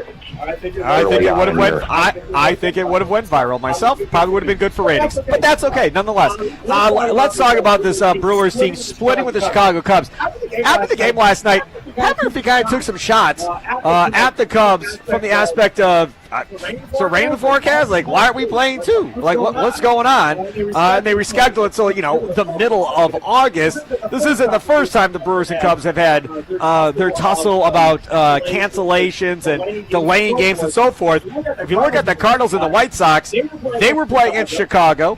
They got canceled just like the Brewers and Cubs did on Wednesday. They played a doubleheader yesterday, the White Sox and the Cardinals. So to me, doesn't make much sense. I'm with Pat Murphy why you wouldn't just schedule a doubleheader yesterday. Yeah, it was goofy, but I think part of it has to do with the Cubs, and they've got a moneymaker in Wrigley Field. So if they're doing a split doubleheader in that game in August, which means separate tickets to each game, they can sell the tickets that they wouldn't have been able to use the next day on short notice. That's what it comes down to for me. Like, obviously, there's, being able to keep your pitching staff well rested and all that stuff. But, man, at the end of the day, it all comes down to the dollar. Always about the dollars, just like little Joe Pesci said in Casino. That's fine. That's fine. I think from a Brewers perspective, I'm actually okay with it. I don't think if I'm Pat Murphy, I'm complaining the way Pat Murphy complained after the game. The reason is because hopefully by the time we get to the middle of August, this team will have added an extra bat to this lineup, added some power, and will be better able to contend with the Cubs offense by the time we get to the middle of August. I think it kind of plays to the Brewers' benefit, providing they add something between now and then. Yeah, there's pluses and minuses to it. I mean, that is one of the things you can take into account. Not that I think a bat is going to cure all the Brewers' offensive woes, because, again, at the end of the day, your bat, you figure your bat's going to replace third base, right? Well, you still need Rhys Hoskins to snap out of it. You still need Christian Yelich to stay high. You still need Joey Ortiz to snap out of it. So, that's another story for another day. So, yeah, there's the benefit of facing them again when you're a little bit different team. They also might be a different team too. They could go out and add a stud pitcher at the deadline. They could do something to shore up their weaknesses. And you add into the fact that it's coming in the middle of a pretty, brutal stretch of games at a critical time of year when guys are going to be dinged up already, when guys are going to be running on fumes. There's pluses and minuses to it. I think the best situation would have been to play the doubleheader yesterday and let the chips fall. But again, I don't make the decisions down in Northern Illinois. Sorry with Andrew Wagner of Forbes Sports, Brewers writer. Again, follow him on Twitter at @ByAndrewWagner. Brought to you by Focus Baseball. Summer tryouts coming up here the next couple of weeks. Check that out. Check them out online at FocusBaseball.com. Mr. Wagner, we have Jacob Mizorowski on the mound tonight. Start number 2, and we're going to do this more in the 4 o'clock hour as far as what should expectations be for Mizorowski tonight in his second start against the Minnesota Twins. We'll have the leadoff show powered by the Potawatomi Sportsbook with Tommy Woods before every Brewers game, our 60-minute pregame show from 6 to 7 tonight on the Fan, 1250 AM and 105.7 FM. Expectations for you, because they were horrible expectations his first start. So let's see if you've learned your lesson. What are expectations tonight in his second start? I mean, I don't know what to expect, because last time was a unique situation. I think it'll be a little bit better for him to not have the pressure cooker environment of Wrigley and the division rival and, a pennant chase, if you can call it that, in the middle of June. But at the same time, maybe that's what he needed for his next time out, to have that same energy, that same juice. Minnesota, Target Field is not Wrigley Field, and that's not a knock on their fans, but it's not going to be as intense as it was down there. On the bright side is there should be a lot of cheesers making the trek across the St. Croix River, so that could make it feel a little bit like a home tilt for him. I'm not sure what to expect. I mean, he's got one start in the big leagues. It was a very good start. Does that mean he's going to go out and do it again? Probably not. But I think the baseline is probably 5 innings. It's a good start if he holds them to 1 or 2 runs, and doesn't fall into a deep hole early. But I really don't know what to expect. A young guy, the second time out, it could go either way. See that for me, I want something a little more substantial going into this necessarily. We'll get into that more at 4:20. We talked about this Brewers offense. We talked about it a little bit earlier with Tim Dillard as far as looking for that consistency still as far as how to go about this. Rhys Hoskins was hot earlier and hitting a $130 now in the month of June as Rhys Hoskins. How do you treat him? Because Murphy has treated Churio like the golden child and really doesn't like moving him all around. And if he's gold, then Yelich is platinum because he really doesn't like moving him around in the lineup. But, Tim Dillard brought up something. If Isaac Collins is hitting 280, 285 in the month of June and hitting the ball as well as he is, maybe there's consideration moving Isaac Collins up in the lineup, and maybe that's at the expense of Rhys Hoskins until he gets going again. Yeah, it's something to keep in mind, especially being a switch hitter. That gives you a little bit more flexibility to do that and not have to worry about, pitching matchups later in the game. you got to put guys that are producing and run-producing spots. And right now, plain and simple, Rhys Hoskins is not getting it done. Now, he's always been a bit of a streaky hitter. We've seen it this year. We saw it, in the past when he was in Philadelphia. But they got to figure out something because they have got to be able to put runs up on the board on a regular basis. Because the way this offense is built and the way this offense is functioning, it's not happening right now, and they are not going to win a lot of games if they keep having to scrape out, games like they have the last couple of weeks. Yesterday, notwithstanding, when they came out there and they put an 8 spot up there, all right, great, but those times have been few and far between. That's the other part about this too. As we talk about this going ahead, because I've had people call in and go, "Hey, man, if they're 5 games over 500, they are who they are at this point." But I disagree with that. I mean, you play 500 ball here for a couple weeks, and all of a sudden you roll off 6, 7 games in a row. What happens? All of a sudden you're 10 over, and everything changes. From your perspective, where do you think this team ends up looking like at the end of the year? I still think it's going to be a race down to the wire with the Brewers and Cubs. I really do. I don't think the Cubs run away with this thing. Their pitching is a question right now. And the thing about hot offenses is they always go into a cold stretch. No matter how good you are, they run into a cold stretch. Even the Yankees. I mean, look what happened to them over the last week or two. They went into a bit of a lull, and they've got probably the greatest offensive lineup in baseball. The Cubs are a very good team. I'm not taking that away from them. The division right now is theirs for the taking. But staying that hot offensively throughout the course of a season with a pitching staff that's missing its ace, that's a tough bill. I do think the Brewers will try to improve offensively at the deadline, but it goes back to what I said before. That's not going to be the cure-all. And they've got guys that aren't going anywhere, that can't go anywhere, that shouldn't go anywhere because they're part of your core that just aren't getting the job done. You need those guys to get going as much as you need adding in a third baseman. This target field for the Twins versus the dome with a baggy wall out there, which is a better home field advantage for that team in your opinion? I think the dome was a much better advantage, man. And even on a half full night in a big game, that place was loud. Like that place held the sound. You had all the weird aerodynamics of it. I think that it was a crummy place to watch a baseball game. There was nothing novelty about it. But it was a good home field advantage for those guys. Plus, you had the turf in there. Like it was an entirely different game. Target field is nice. It has the charm, but it also doesn't have a damn roof, which is ridiculous. Hello to you, Rami. I know you're tuned in. Put a roof on it. But it doesn't have that. It doesn't have the sound. It doesn't have the noise. It doesn't have the din. It doesn't have the Homer Dome. And that's what it was. It was the Homer Dome. I think in terms of home field advantage, I give the nod to the Metrodome. In terms of place and going to watch a game, obviously Target Field.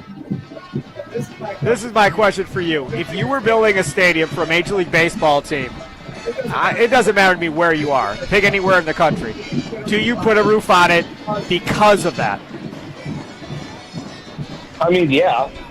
Although if I'm building a stadium, no matter where it is, I'm not including any seats or stands for spectators. I'm just including a press box for myself, and everyone else can watch on TV.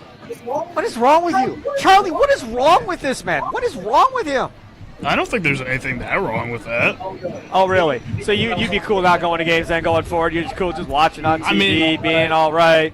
I mean, I like going to the games, but I don't go to that many games. It's nice to go, but it's sometimes hard to find the time. You know how grumpy old man. Don't you all remember? Exactly. Don't you remember back in COVID with those games with no fans in the stands? That was awful.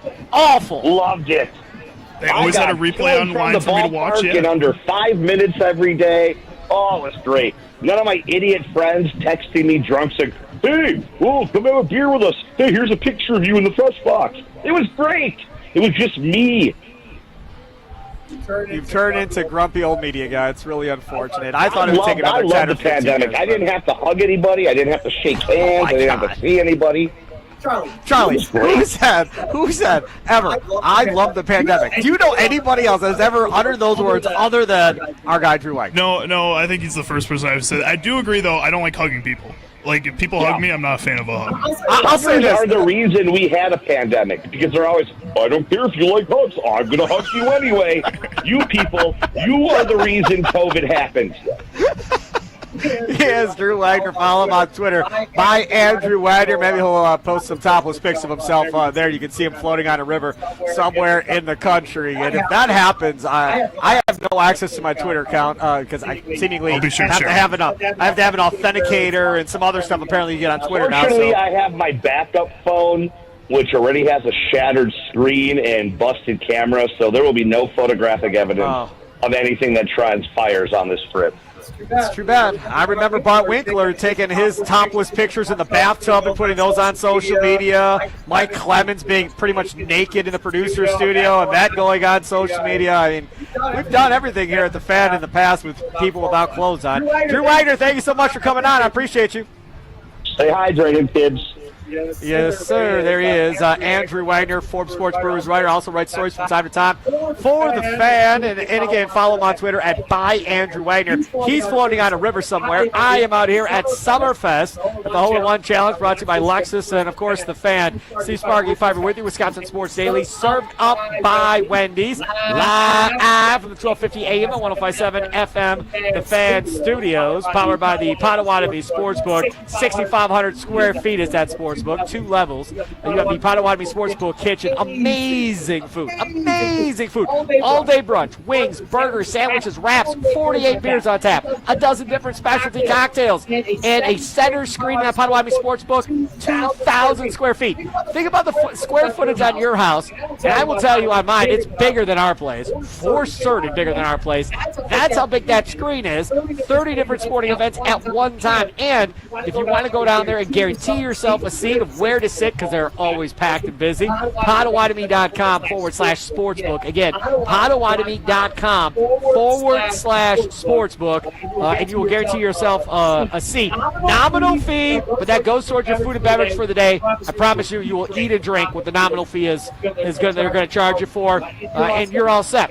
Make sure to check that out as well. Charlie, sounds of the day. Top 3 clips from around the world of sports next. Wisconsin Sports Daily, served up by Wendy's, live from Summerfest.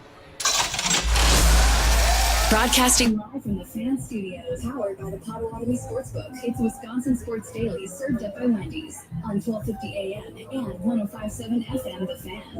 There's football! Hey, Jimmy Sparky is on another planet this season.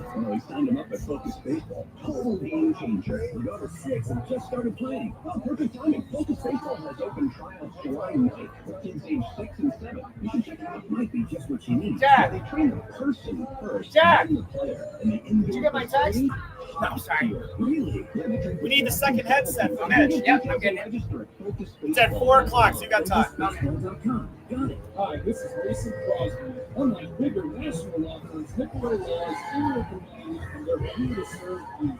They know what life is like in the Midwest because they're from here and they're living it too.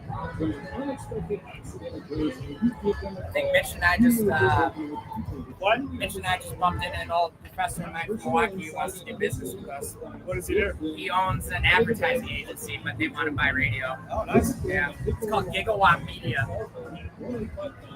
You gonna hook him up with Reese? Yeah.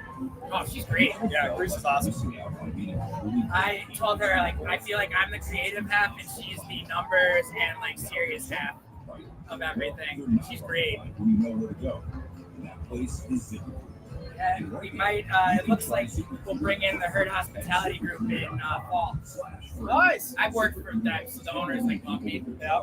She didn't believe me, and they were like, the only reason we took this interview is because of Jack. And she's like, okay. That's awesome. Yeah. It pays to be nice in this city. That's right. It pays to be nice overall. Okay, true. But if you're not using ZipRecruiter, you're missing out. So see what it's like when the impossible is easy. When you go to ZipRecruiter.com/free right now to try ZipRecruiter for free. Once again,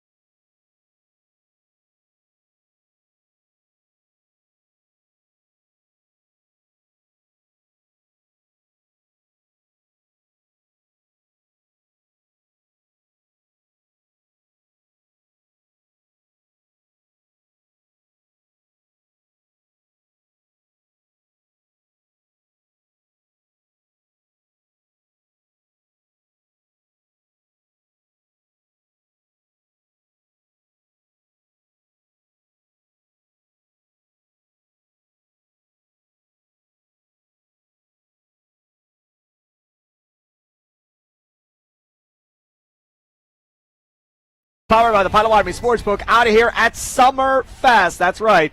The Hole-in-One Challenge brought to you by Lexus and, of course, our fine radio station. The Island Hole is out here. It's been out here forever. I always tell parents, listen up. You got a smaller kid, right? Go over there, let them take their shot. Now they're going to put it in the water. But if you come back and you do it every year, that child is going to start hitting the ball farther and farther and farther. And eventually, by the time they're, 14, 15, whatever the case may be, they're going to start being able to put that ball on the green. And you're going to have all those pictures and all those videos as they do it. And that first time that child does it, they're going to go nuts. It's a great tradition to start the Hole-in-One Challenge. Make sure to come on out here, check that out here at Summerfest, right by the Generac Power Stage as well. So come on up, say hi. We'll be out here every Thursday and Friday with Wisconsin Sports Daily, served up by Wendy's. Steve Sparky Fifer with you. Time for Charlie's Sound of the Day. What sound clips will Chicago Charlie pick today for Sparky? Will Sparky become enraged? Will laughter ensue? It's time for Charlie's Sound of the Day. It's Wisconsin Sports Daily, served up by Wendy's on The Fan. All right, time for Charlie's Sounds of the Day. Top 3 clips from around the world of sports that Charlie picks out each and every day. Charlie, where are we going first on a Friday? Now, again, it's a Friday. I'm at Summerfest. I've got to drive to freaking Peoria, Illinois after the show. I expect just nice and easy cupcake cuts, so I'm not mad walking out of here. I don't know, maybe. Sometimes I pick things that are nice and you still get angry about them, so that's not my fault if you get angry about these. This first one, though, we're going to hear from Nick Wright on First Things First on Fox Sports 1. He was discussing people trying to come to the defense of Caitlin Clark after the altercation between the Indiana Fever and the Phoenix Mercury the other night in the WNBA game that led to Caitlin Clark being shoved to the ground, and a lot of people talking about how she needs to be protected by the WNBA. In basketball, the only truly, aside from like horrific elbows to the head, dangerous plays are undercutting people when they're high in the air. Like where you're like, man, that could lead to significant injury. That is not so much of an issue in the WNBA because the game is played so much below the rim as opposed to above the rim. And I think some of the folks attempting to protect Caitlin Clark when she has asked for no protection whatsoever are actually part of unintentionally a problem, which is as if there should be special Caitlin Clark rules, as if because she is a ratings draw, what is a flagrant 1 against other players should be a flagrant 2 against her, or because she is so popular that commissioner needs to step in on what is a pretty common basketball occurrence, which is a game got a little physical, teams got a little, over aggressive. And I think it perpetuates a narrative that Caitlin Clark is being targeted in any way differently than any supernova young talent that comes into a league might be targeted. Jordan got treated like that. We have seen, hell, in his own way, Tiger Woods there's no physicality in golf, but treated that way. Young, famous, rich, awesome disruptors ruffle feathers. And Caitlin will be a better player because of it. She will be a tougher player because of it. And to the first point, if it really is a male-dominated sports marketplace, folks that are used to watching long-time male-dominated sports, not only are they not turned off by this level of physicality, it might draw more people in. So I just feel like there's a lot of people trying to rush to Caitlin's defense when she hasn't asked for any of it, and she's more than tough enough to handle all of it. I'll be honest, I don't know anybody that watches the WNBA. I don't know. None of my friends watch the WNBA. I don't know anybody personally that owns any type of Caitlin Clark jersey. Now, my kid, who's 18, he, of course, because anything that's trendy he has to have. So he bought himself a Caitlin Clark shirt last year, T-shirt. I've not seen him wear it in quite some time, but I know he owns one. So he has that. Outside of that, and he's not sitting down and watching any games with Caitlin Clark. Not one. I've not seen him watch one game. So that's not happening either. Now, this whole thing of comparing her to freaking Michael Jordan and Tiger Woods, what are we doing? Settle down. This is her second year. Those guys put together ginormous careers. Tiger Woods helped to change the game of golf for the better as far as the pool money that they were playing for. The course is becoming bigger. Guys working out now. Before there was somebody working out on the professional tour. Now they're all working out and lifting weights. He changed the way the game is played. Michael Jordan is Michael Jordan, okay? So, again, that's, to me, greatest of all time. You can argue amongst yourselves about LeBron, him, Kobe, whatever. To me, it's Michael Jordan. May Caitlin Clark become the best of all time in the WNBA? Yes, absolutely. She has every opportunity to do that. She's doing it. She's playing at a pretty high level. We talked about it the other day. Ratings when she was out hurt for a couple of weeks dropped by 50% when Caitlin Clark wasn't playing for the WNBA. Those are stupid numbers. But, again, it's early. I still think there is some phenom. There is still some newness to all of this.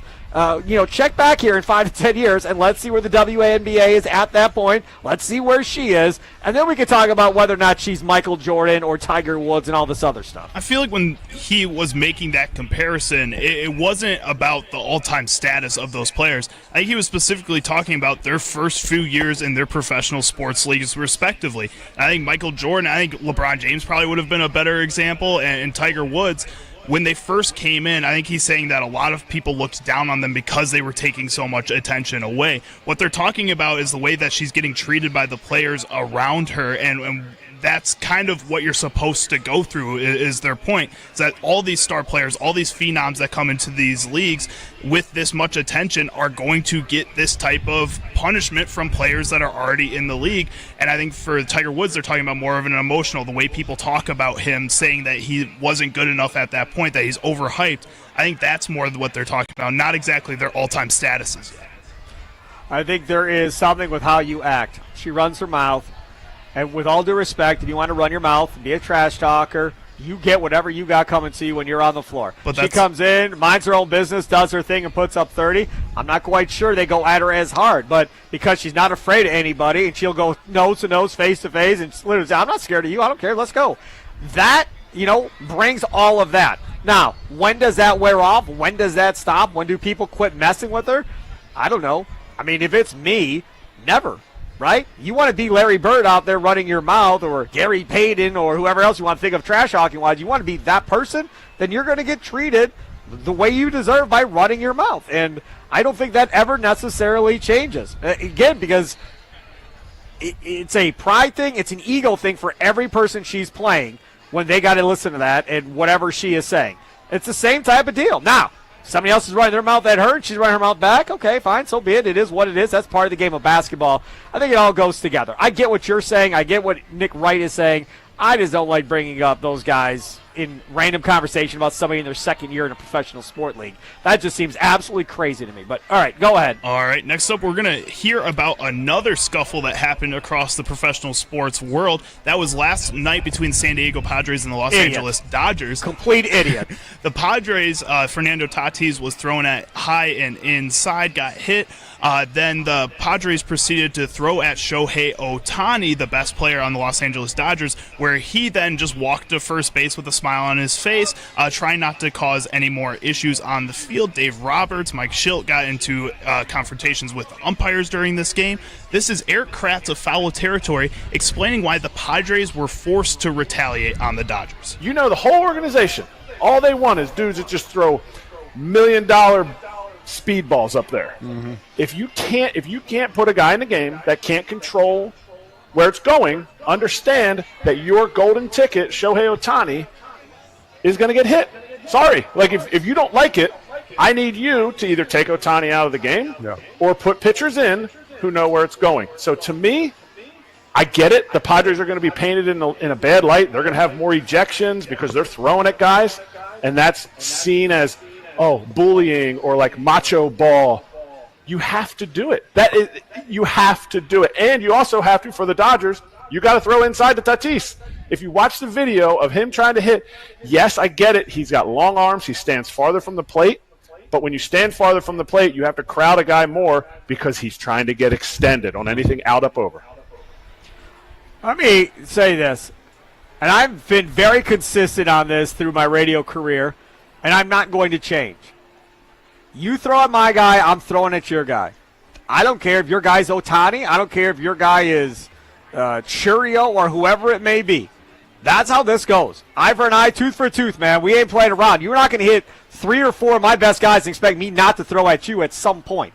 And I also don't believe, for the most part, that there's a lot of coincidences of, oh, yeah, that guy with a 2-something ERA, whoops, it slipped, and he drilled that guy. Oh, I just didn't have his control tonight. Like Murphy said the other day with Quintana. Well, he just didn't have his control. He's a pro. He was just off, you know? He knows what to do. Yes, he knows what to do. He hit the dude. That's what he did. And in this situation with the Dodgers and the Padres, man, that is how it's supposed to be. Mike Shildt is that manager. Where was Mike Shildt prior to the Padres? The Cardinals. Right? Matheny, La Russa, all the same mindset, all the same way of thinking. Dave Roberts manages the Dodgers. He played in the league. He went through this. He's going to believe the same thing I believe as well. So you're going to get this. And, oh, yeah, by the way, it's a rivalry, the Dodgers and the Padres. Fans don't like each other. Players don't like each other. Now, you can have the conversation about is it good or is it bad. I think it's good for the game of baseball, right? And one side's going to be more sensitive than the other because they're trying to protect their players. But they know how this works. They're not stupid. That's the idiotic stuff that comes out of this. It simply should have been on both sides. We both know how this works. We'll see them tomorrow. That should have been the conversation, Charlie. No more. No crying about it.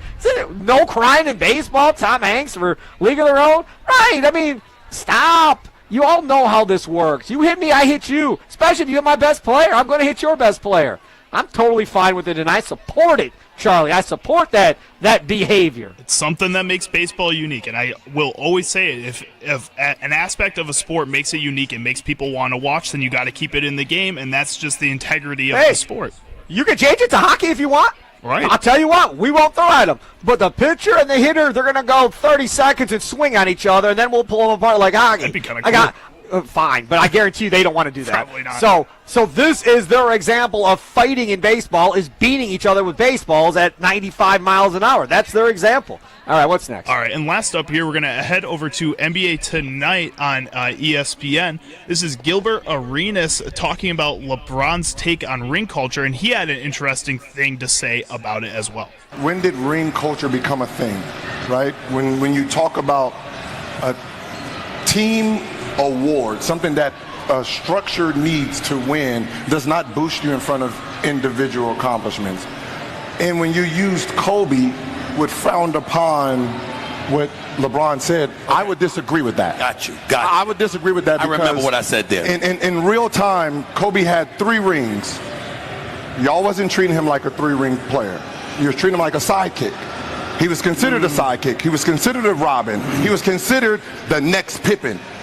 In 2002, with 3 rings, we were still comparing T-Mac. Who was better in the league? You couldn't convince the NBA down the middle who was better. So between T-Mac and Cole. Totally true. Right? So if you're sitting there with 3 rings and you're still being compared to someone who doesn't have rings, what do you think happened? I need individual accomplishments. Can you please get rid of Shaq? Right? Because if it was about rings, there was no reason for the fallout with him and Shaq. The fallout was about you only respect the driver of the car. No one respects the passenger of rings. Right? There's no one says it, but the one who's leading the one who's leading the team, that's the gold member right there. That ring counts. The second option ring, that's silver when no one respects it. In history, no one has respected. Scottie Pippen's You got Scottie Pippen with 6 rings. That's ranked on the all-time list 32. Right? You got people that don't have rings that's in front of them. So what LeBron is saying is like, wait a minute. When did we take away your greatness as a player and use team structured awards?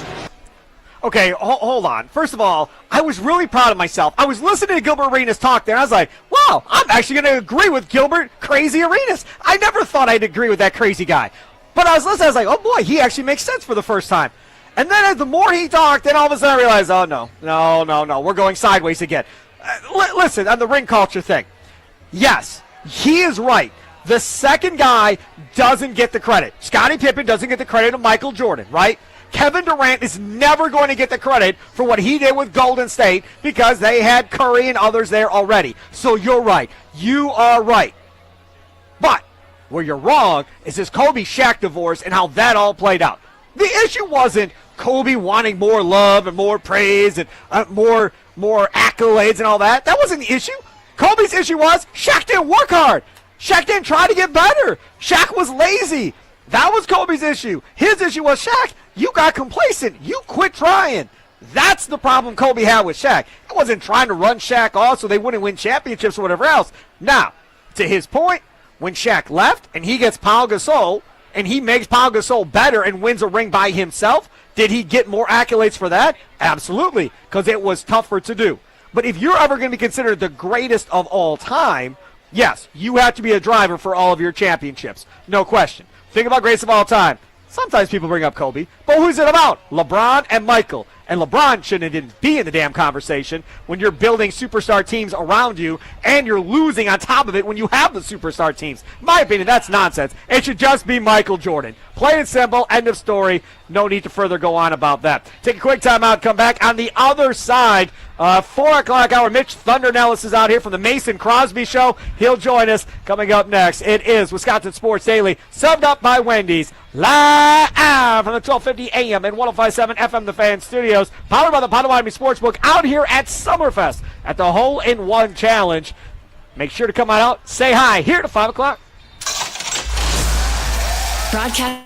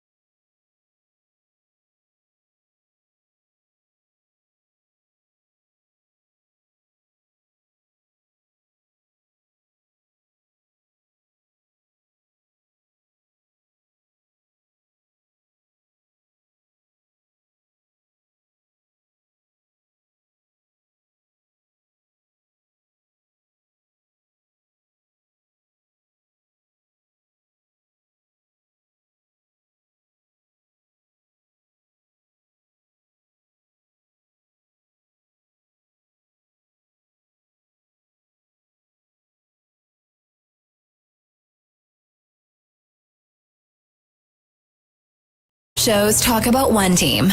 Other shows barely talk sports. This show will talk Packers, Brewers, and Bucks every day. It's Wisconsin Sports Daily with Steve Sparky Fifer, served up by Wendy's on 1250 AM and 105.7 FM The Fan. Download the Wendy's app today. How we doing, folks? How we doing? Welcome back into Wisconsin Sports Daily here. Normally with Steve Sparky Fifer, but I think he had to run to the little boys' room real quick. He should be back anytime here. If you guys are just tuning in, you missed the first couple hours of the show here. We had Tim Dillard, FanDuel Sports Network's Brewers Analyst, on the show in the first hour. That was also on video. So if you guys wanted to tune into our YouTube live stream, feel free. The link is on our Twitter on our most recent post, so feel free to head on there. Click on the link, and you can see us live. You can see my beautiful face. You can see Mitch Thunder Nellis's beautiful face right now. Thunder, how you doing right now, my man? Charlie, we are live from Summerfest, baby. Oh, that was pretty good. What is better than being live at Summerfest? That means it is summer in Milwaukee. All you Illinoisans, come on up, spend all your money, and drive back home. That's right. If you're from Illinois, spend all your money in the state of Wisconsin and drive back home. And don't pass go and don't collect $200.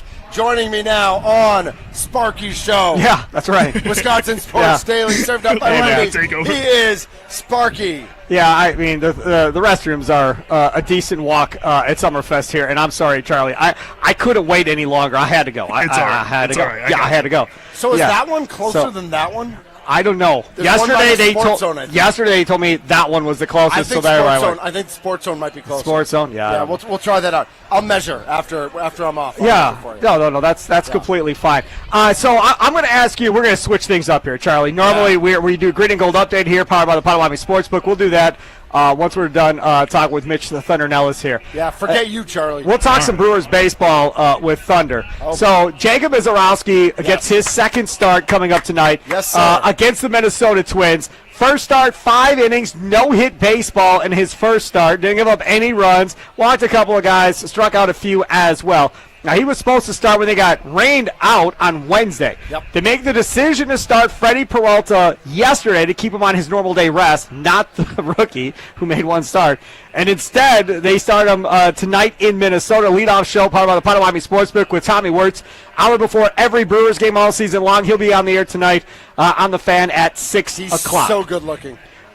Sure. Tommy Wirtz, not Jacob Mizorowski. Yeah, right. Well, Mizorowski might be considered good-looking by others. Too, sure, Do you think we put Mizorowski and Tommy Wirtz in a room and said, pick how many people would go to Tommy and how many people would go to Jacob Mizorowski? And if we told them that we're not telling them what they do. No. Because, I mean, if you say Mizorowski's a ball player, they're all going to go to Mizorowski. No. But if you don't say what they do and you just put them in a room, do the girls go to Mizorowski or do they go to Tommy Wirtz? They go to the 6'7" guy. It's not about looks. It's about height. It's about height? Yeah. Yeah. Yeah, because, if you're tall and you got big shoes, it means you got big feet. Maybe. Yeah. Not all the time. No, definitely not all the time. Rami is really small, and he's got, like, clown-sized feet. So, I mean, it doesn't necessarily mean that. Charlie, what size shoe do you got? You're a taller guy. Yeah. I have size 14s.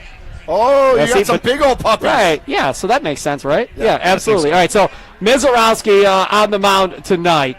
What are your expectations for Jacob Mizorowski tonight? Second start for the Brewers going up against the Twins. Nikolai Love, Fan Talk, and text line 414-677-1250. 414-677-1250. Facebook and Twitter at The Fan Milwaukee. Record and sound off a nice private message that you can send to us. We'll play on the air on your Odyssey app, AUDACY. Mitch Thunder Nellis with me from the Mason Crosby Show, weekday mornings from 9 to 11.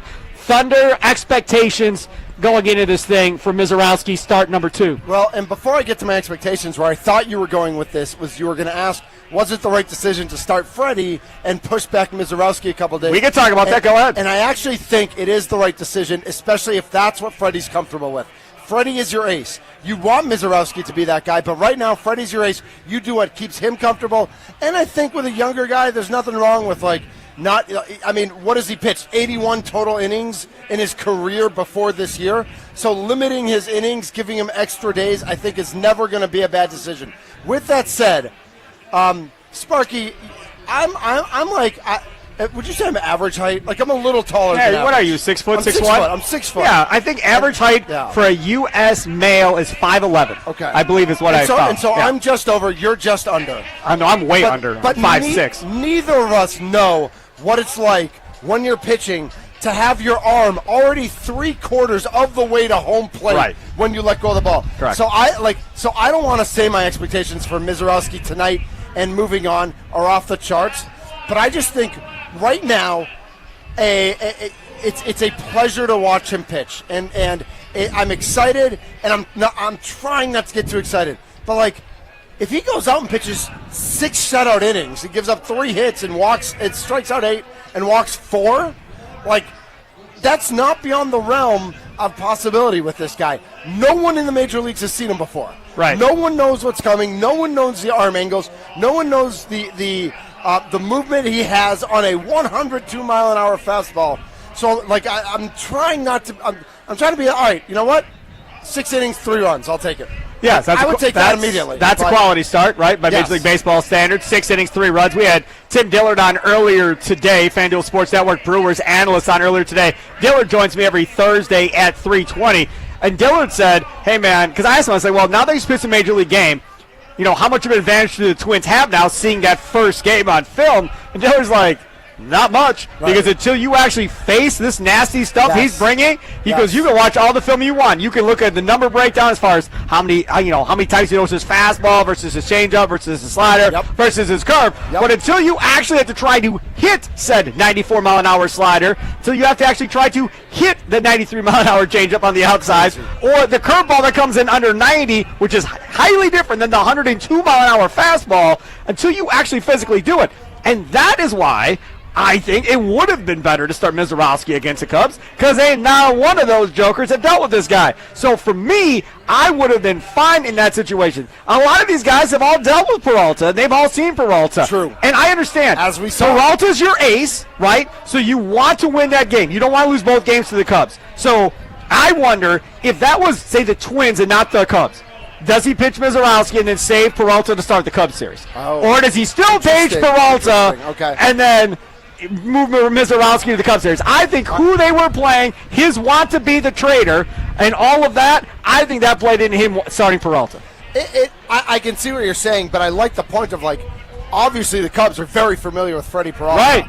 I do like saving Mizorowski for August. Yes. Like now, because it's a 5-game series. So if you're in the starting rotation, you're pitching in that series when they play in August at Wrigley. I like saving him for that August series where the Cubs hasn't seen him, and maybe the division race has tightened up a little bit by then.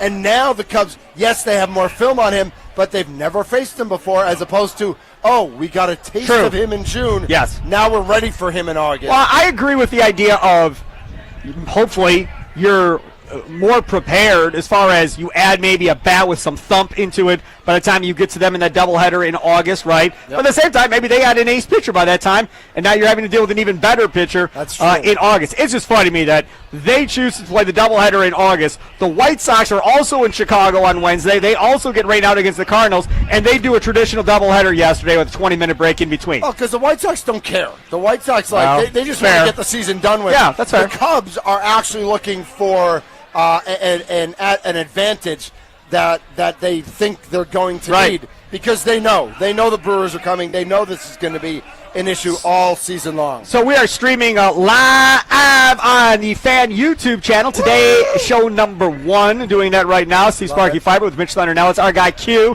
Found us on the Fan YouTube page. Knowing what we know now about this team, would you be excited if they traded Freddie at the deadline?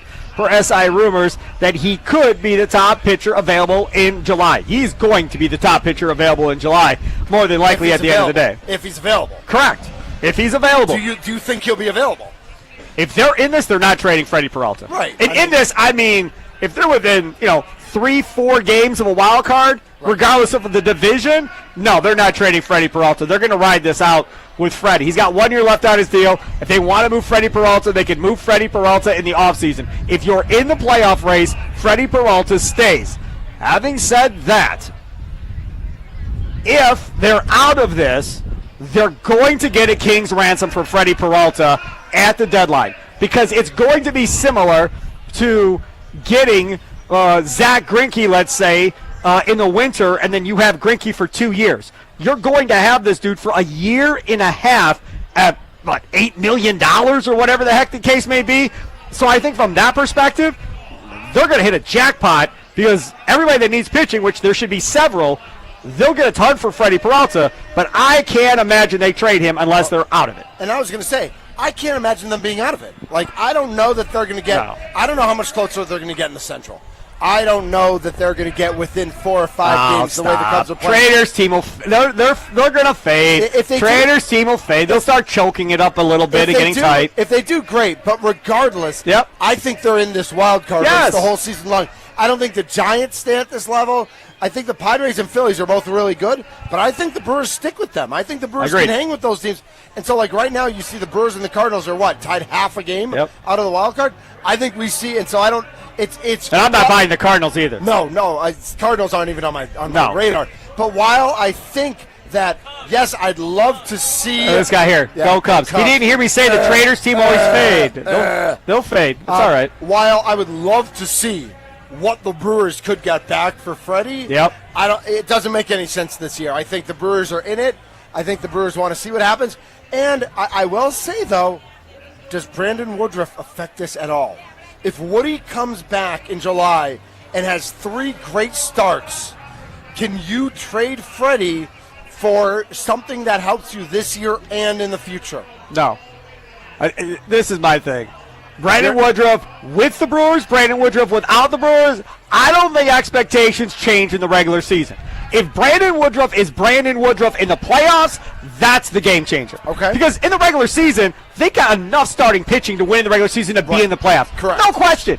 The question is, when you get to the playoffs, do you have 3 studs at the front of that rotation that can win you a playoff series? These other guys, they're all going to go to the bullpen or not be on the playoff roster or whatever, right? Right. But you have 3 to win the thing. That's the question. You have Peralta. Yes. I don't think they're going to trust Mizorowski. Not yet, at least. Then Woodruff. Yep. And then have your conversation about who 3 is. 3 right now is Chad Patrick. I mean, more than likely it's Chad Patrick, providing you didn't ruin his season with some drink. Right. Right. Yes. So you're on that too now with Tommy? Tell everybody about it. I just had a dream before Chad Patrick pitched against the Cubs. I thought that based on how he had struggled in his start before, that he was going to get blown up by the Cubs and that Chad Patrick basically was done. Like he's going back to AAA, he's got to work something out. And I will say, he pitched fine against the Cubs. He had 1 bad pitch. Yep. He had 1 bad. He did not. He looked like he belonged. He competed. He looked fine. He had 1 bad pitch. That was a 3-run homer. You'd rather that be a solo homer. And that lost them the game. But if that's going to be Chad Patrick, where once every 4 games he has a bad pitch like that, but the other 3 are just the same Chad Patrick we've seen, I think you're just fine. If the next 3 games are like this, I'm not trusting him either. I'm telling you right now. I'm not trusting him either as my top 3, Mitch, if the next 3 games he gives up 3 to 5 runs, if the next 3 to 5 games he gives up 3 or 4 runs a game, I am tying you to a chair and bringing Chad Patrick in and letting him do whatever he wants to you. That's what we're doing, because you're going to ruin the man's career with your goofy drinks. But even if he's not, even if he pitches well, he's not in my top 3. Who's your top 3? Peralta? Peralta for sure. Do you know this guy? No, I've never seen him before in my life. Hello, Steven. Not you, Steven. Yeah, I know. Peralta, Quintana, and somebody. No way. I'm not pitching Quintana. No. I am. No. I am. Nope. I'm not pitching him top 3 by rotation. I'm not pitching any of them guys. No. Charlie, use it back in the studio. Who's your top 3 right now as we sit? It's Freddie Peralta, it's Jacob Mizorowski, and it's Chad Patrick. They're never going to let Mizorowski pitch that many innings. There's no chance. He will be in the bullpen. By the time they get to the playoffs, he'll be in the bullpen striking out Pete Crow Armstrong to win the series and send the Cubs home. That's what it'll be. Can you put him in the bullpen in September and bring him back as a starter in October? Maybe, but you're talking about stretching back out again over 2 or 3 games. I'm not sure about that. He is Mitch Thunder, Analyst, Sparky, Fifer. Thanks for listening. We'll take a quick time out. Coming up on the other side of Green and Gold Update, brought to you by the Potawatomi Sportsbook. We are here at Summerfest, Wisconsin Sports Daily, served up by Wendy's as we broadcast live from the 1250 AM on 105.7 FM The Fan Studios, powered by the Potawatomi Sportsbook. At Key Heating and Cooling, For generations,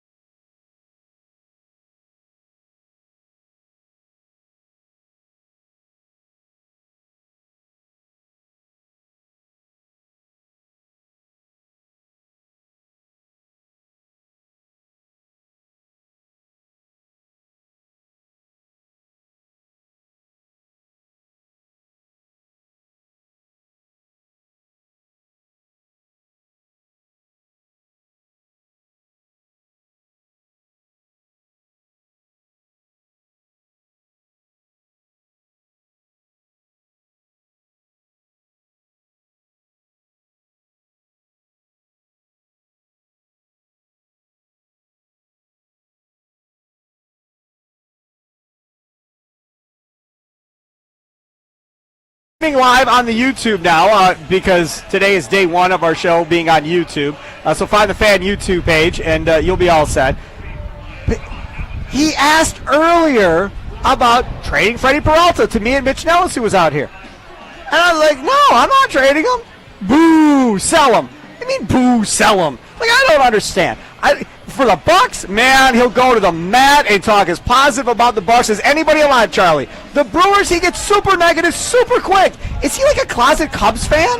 I don't think so. I think it's just. Are you sure? I think it's just easier to be negative about the Brewers. I think the Bucks have won a championship in the past 5 seasons, so it makes it a little easier to have confidence in them. With the Brewers, they haven't won it all. So when you get into this cycle that we've talked about many times, it gets easy to give up on them a little bit.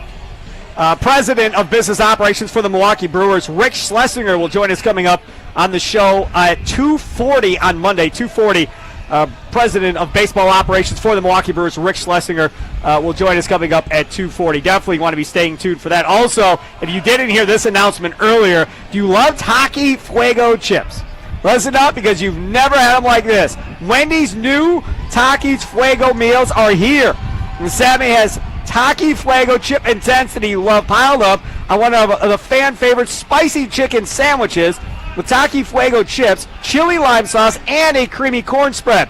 The small Fuego fries get tossed in an intense chili lime seasoning. It's almost like this meal couldn't take on any more Taki Fuego chip intensity. But wait, there's more. They're also going to give you an extra 1 ounce bag of Taki Fuego chips on the side. So, while supplies last, you can grab this Taki Fuego meal at midnight or later, limited time only at participating U.S. Wendy's. A brilliant idea by Wendy's to partner up with Takis and do something with their food. Absolutely a brilliant idea. All right, time for our green and gold update. It's time for your green and gold update on Wisconsin Sports Daily, powered by the Potawatomi Sportsbook on 1250 AM and 105.7 FM The Fan with Steve Sparky Fifer. All right, green and gold update, as you heard, brought to you by the Potawatomi Sportsbook. And really want to get into this story here that I found. Packers Wire. Brandon Carwell did this, and it's a story on the Packers concerning Pro Football Focus and where they have the Packers receiving core ranked at this point. Trevor Sikahema of Pro Football Focus, he's the one that ranked all 32 teams and their receiving cores. Who is number one, Charlie? Probably Minnesota. No. The Minnesota Vikings, let's see, are number 6. Okay. Guess again. They have the Cincinnati Bengals. Cincinnati Bengals, that's a good guess. They just spent a bunch of money on Jamar Chase and T. Higgins. Number 3, according to Trevor Sikahema. The Philadelphia Eagles, Devontae Smith, A.J. Brown. They are number 1, the Philadelphia Eagles. Number 2, the Tampa Bay Buccaneers.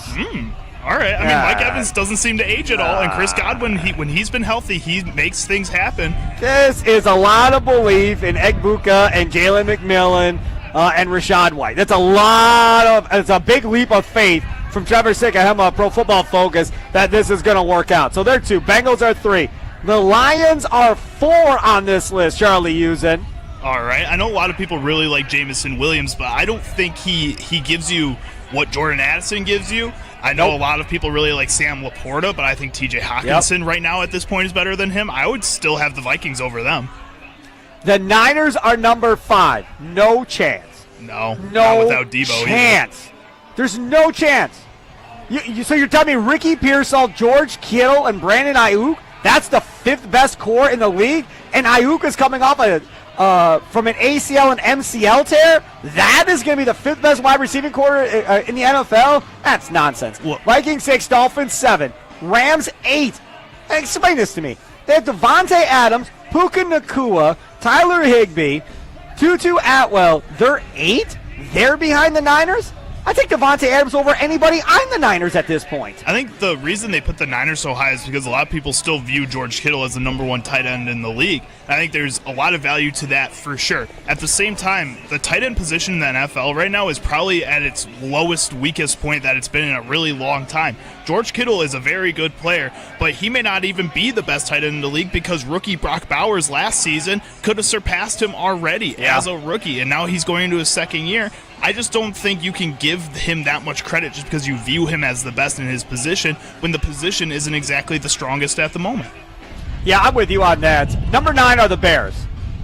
Right. DJ Moore, Rome Odunze, Cole Kmet. They add Loveland. They add Luther Burden the third. Keenan Allen is gone. I'll tell you right now, I have no issue with it. None. No issue whatsoever. Because DJ Moore is a stud. Odunze looks like he's going to be a stud. Cole Kmet is solid. Loveland, we'll see how they use them. But again, I would imagine they're going to use Kmet and Loveland like I want them to use Tucker Kraft and Luke Musgrave at this point. That's how they should use them, Charlie. I think I'm just skeptical of the Chicago Bears, which is pretty easy as a Bears fan myself. I look at that team and I say, yes, the talent is there on paper, but can DJ Moore get over himself for an entire season and not have these moments where he's pouting on the bench or complaining with the team or complaining about the head coach? I think Rome Odunze can be a really good player, but he's also still going into his second season. His rookie season was good, but it wasn't really anything to write home about. You're looking at two rookies with Loveland and Bird, and both of them have a lot of talent, but are they going to be exactly what we expect them to be from the get-go? And then Cole Kmet is a good player, but there's a reason they go and draft a tight end in the first round. If they don't fully believe in him to take that next step, then that worries me a little bit to put his name into that group.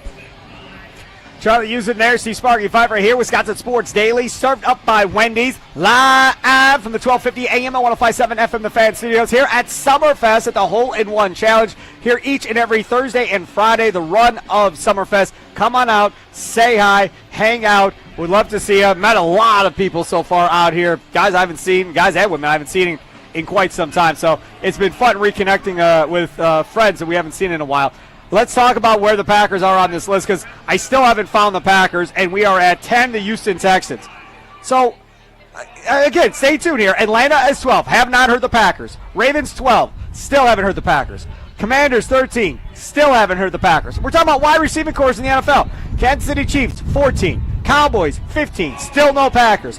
Jacksonville Jaguars 16. The freaking Indianapolis Colts with Pittman, Josh Downs, and Alec Pierce, they're 17 on this list. The Arizona Cardinals are 18. The Buffalo Bills are 19. Still no Green Bay Packers on this list.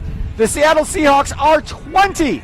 Mind you, DK Metcalf is gone, Tyler Lockett is gone, and they're in front of the Green Bay Packers. They added Cooper Kupp, but he can't stay healthy. MVS, oh no, not MVS. And the Green Bay Packers are 21. 21, Charlie?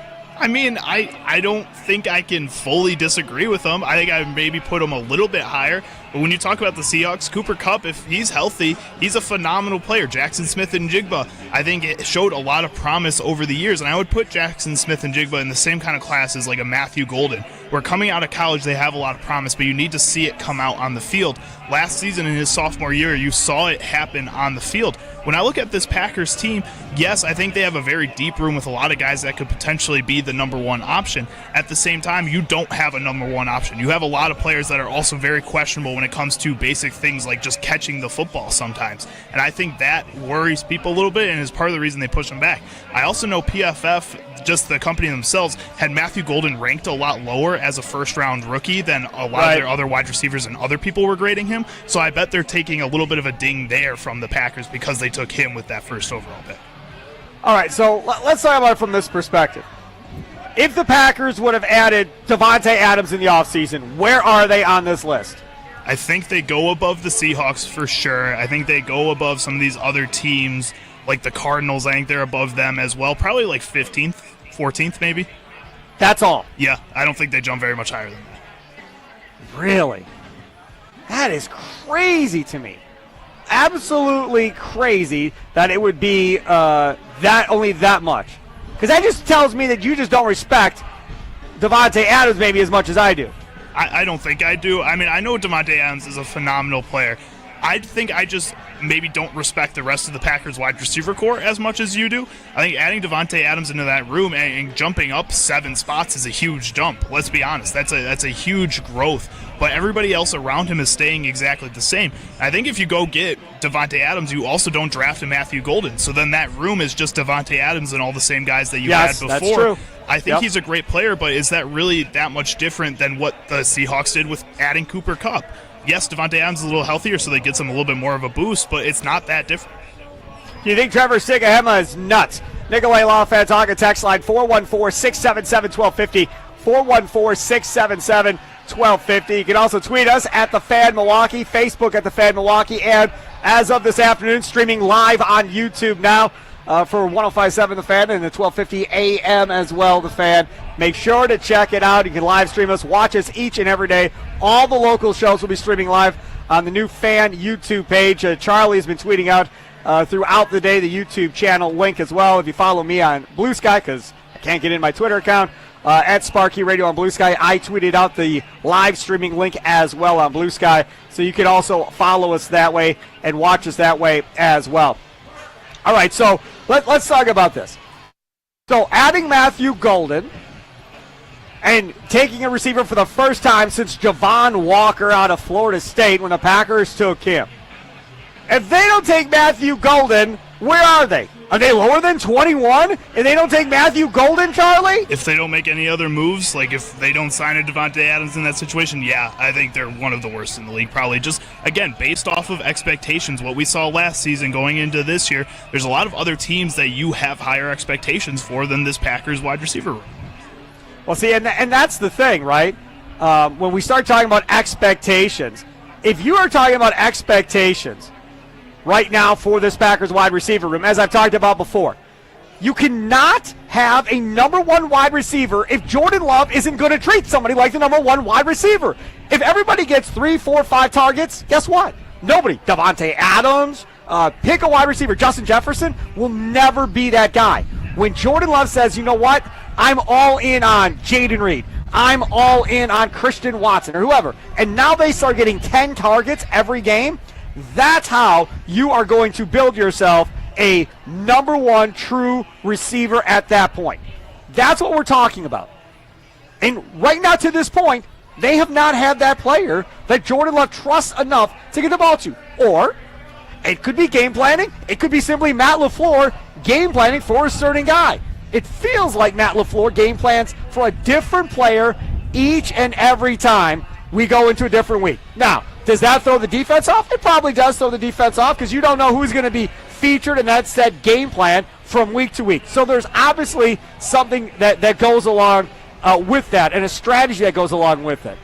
But if you're going to fall in these wide receiver rankings of Pro Football Focus to 21, if you're the Green Bay Packers, to 21, come on, man. I mean, you fall that far because Sika Hema and Pro Football Focus want you to have a true stud. And at this point, they have not had a true stud at this point. Coming up next, things that we missed on today's Wisconsin Sports Daily, served up by Wendy's. Steve Sparky Fifer with you weekdays from 2 to 5 here on The Fan. Don't forget the Pack a Day radio show with Andy Herman talking Packers every day from 8 to 9 a.m. on The Fan. Then the Mason Crosby show with Mitch Thunder Nellis every day on The Fan from 9 a.m. to 11 a.m. And then this show, and then don't forget about Tommy Wirtz, host of the Leadoff Show, powered by the Potawatomi Sportsbook, 1 hour before every Brewers game, getting you ready for Brewers baseball. Hear from Pat Murphy before the game. Get the eye on the enemy, the scouting report on who's going on, who they're going against that day, 1 hour before every game here on The Fan. It is Wisconsin Sports Daily, served up by Wendy's, broadcasting live from the 1250 AM and 105.7 FM The Fan studios, powered by the Potawatomi Sportsbook, out here at the Hole-in-One Challenge, along with Lexus. Time now for your weather forecast. 82 degrees, partly cloudy skies out here at Summerfest right now. Skies going to look good for the rest of the evening with a low of only 73 degrees. Utke Heating and Cooling, 4 generations.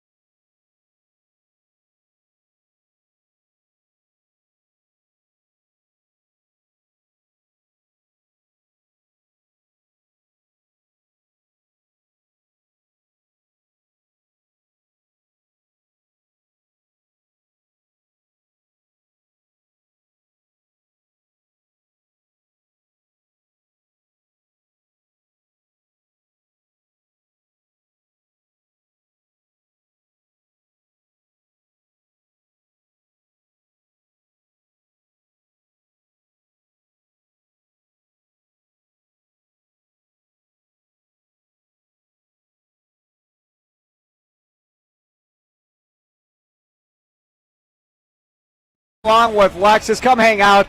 As I stated each of the last 2 hours, I'll say it again, not because they told me to say this, because they definitely don't know I'm saying this, but this is something you can make into a tradition at the Hole-in-One Challenge. If you have a small child, and I don't know, 5 years old, 6 years old, whatever, if you have a small child and they're capable of hitting a ball, have them come out here, pay them a couple bucks, and let them hit the ball into the water. And you're like, Sparky, what a waste of money that is. No.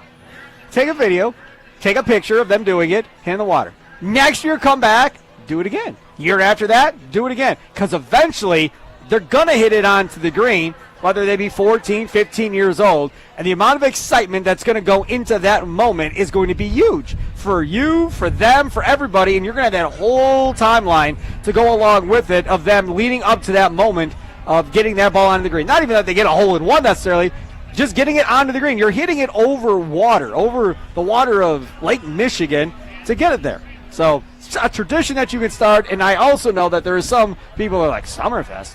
I'm going to take my kids to Summerfest. Yeah, man. I've been watching strollers walking around out here all afternoon. Little kids, a play area here at Summerfest has been redone. It is gigantic. There are slides and things to climb on and everything else out here. They have a kids stage, a whole bunch of entertainment too. This is a very kid-friendly place to come hang out at during the day, during the week, on the weekends, whatever the case may be. So come on out, hang out, and your kids will love you for it. All right, so let's get to something else. Let's get to some news that came out a couple of days ago, and we really haven't talked about it to this point, and I don't want to go into the weekend having not mentioned it. We're going to have Rich Schlesinger on, president of baseball business operations, I should say, president of business operations for the Milwaukee Brewers, coming up on on Monday at 2:40. Rich Schlesinger will be on the show, and I'm sure we will talk more about this home run derby. It's an alumni home run derby for the Brewers. It's coming up on July 25th. Now, they play the Marlins that day at 3:10. First, let's start with who came up with a goofy idea to have a 3:10 start on a weekday. Can we talk about that first? I did think that was a little strange. I've been looking at the schedule because we got to match up with the leadoff show, and I saw that one, and I was like, well, that's just strange. Who's going to be watching at that time?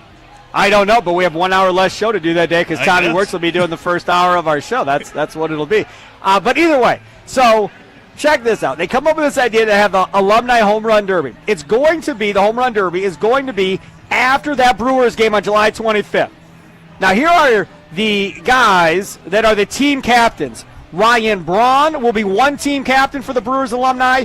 Carlos Gomez will be the other team captain for the alumni. And then they draft their teams schoolyard pick style. Do you like the idea of Gomez and Braun as the captains? I love it. Carlos Gomez, first of all, is like my favorite baseball player of all time growing up. He was the only Brewers jersey I own, the only Brewers jersey I still own. I loved Carlos Gomez. He was one of the most exciting players, so I think he easily is a part of this home run derby. Ryan Braun's a little different. I didn't love Ryan Braun as much, but he is this era of Brewers. If you look at some of the guys that are going to be drafted here, I mean, he feels like the easy captain of that team. So now this is my next thing that I don't know if I agree with. Longtime Brewers coach Ed Cedar, who everybody loves to death in the organization. Everybody that knows Ed Cedar loves Ed Cedar. In fact, a female that I know, a friend of that I know, Charlie, get this, when Ed Cedar was the coach at third base, would bring binoculars to zoom in on Ed Cedar's butt while he was coaching third base, man. That's a little creepy. I don't know if I would be 100% down for that, if I'm being honest. My mom used to do that when Paul Molitor was the third baseman, and I was a kid and we'd go to games. She'd do the same thing for Paul Molitor. Mind you, he was always hurt, so he didn't play a ton, but yeah. I'm going to keep an eye out for women with binoculars now and see if that's what's happening. And now it's going to be stuck in my head, Sparky. Yes. So she's definitely not the first one to do that. I'm sure others do the same thing. But either way, so Cedar is going to be the guy throwing. George Kataris is going to be the catcher. I have no issue with George Kataris. This is my thing. Why couldn't, if you're going to break them up into teams, shouldn't they each get their own derby pitching and catching duo at that point? Couldn't Tim Dillard, our guy here on the Fan, have been a pitching guy out there throwing home run derby pitches to these guys? Cedar could have had one team. Dillard could have had the other team. Does not make a whole lot of sense. Maybe, but Dillard's got to go do pregame stuff. He's got to get ready for this game. The game's over. The game's over. This is after the game. He's got to do post-game stuff then at that point. Nah, too bad. No, let him out. And furthermore, I'll say this. If we take it a step farther, you've got Rottino. You have your pitcher-catcher duo for the other team. They get off TV, they come downstairs, it's Rottino and Dillard, pitcher-catcher going up against Gutaris and Cedar. I mean, that feels like a no-brainer to me. Let each team pick which pitcher and catcher duo they want. So if Braun wants Dillard and Rottino, he can pick his duo whenever he wants in their draft process, or he can wait to the end if he doesn't think it matters. Well, I think the other thing is, I think you could probably pretty easily get those two guys because they're already at the stadium. But also, they got a ton of people already, and they probably didn't want to go too far and be like, we got all the people we need. We got one pitcher, one catcher already. Let's not try to go beyond that and get two more people that need to be here for this event. We already wrangled in all these people. Let's not put too much effort into it, I guess. I'm playing this back for Dillard as you try to spin him out of being a part of this contest. Very mean of you. Very mean of you. I'm sure he could have it's mean.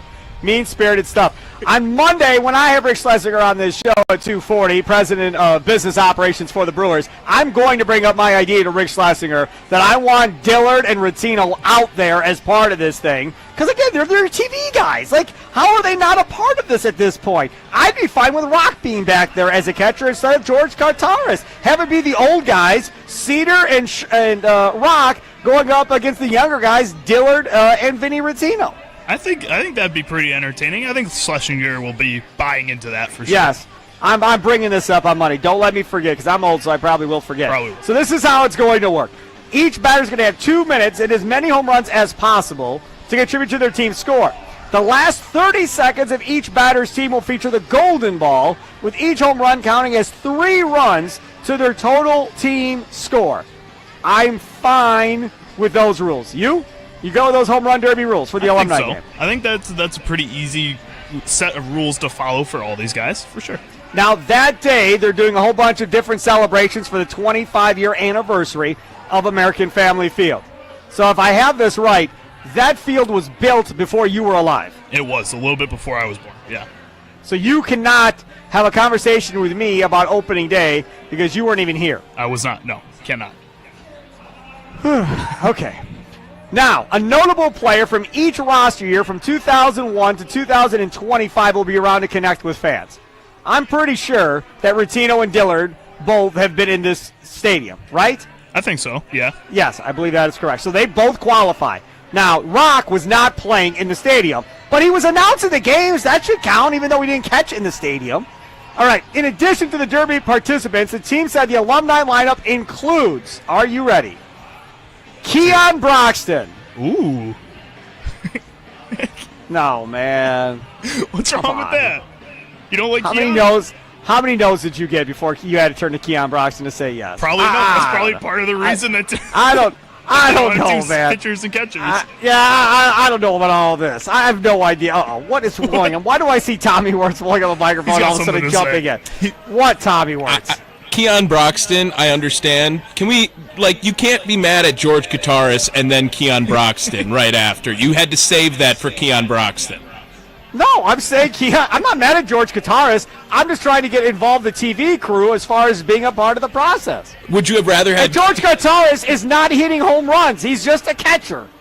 Okay, all right, fair enough. It's not like they brought Lewis Brinson back for it. Keon Broxton had some times. Why is Domingo Santana not in this? Ooh, that's a great one. Chris Davis, old Chris Davis would have been great. Go ahead, proceed. Chris Davis, not a good relationship with the fan. Did not go well with Chris Davis. The fan or you, Sparky?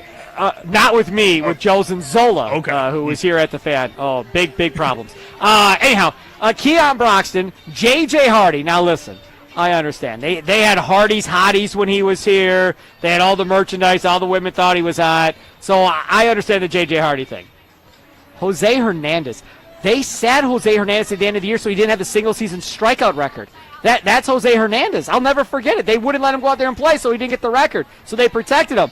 So Jose Hernandez, Prince Fielder, obviously, right? Obviously, have to have Prince Fielder. Yeah.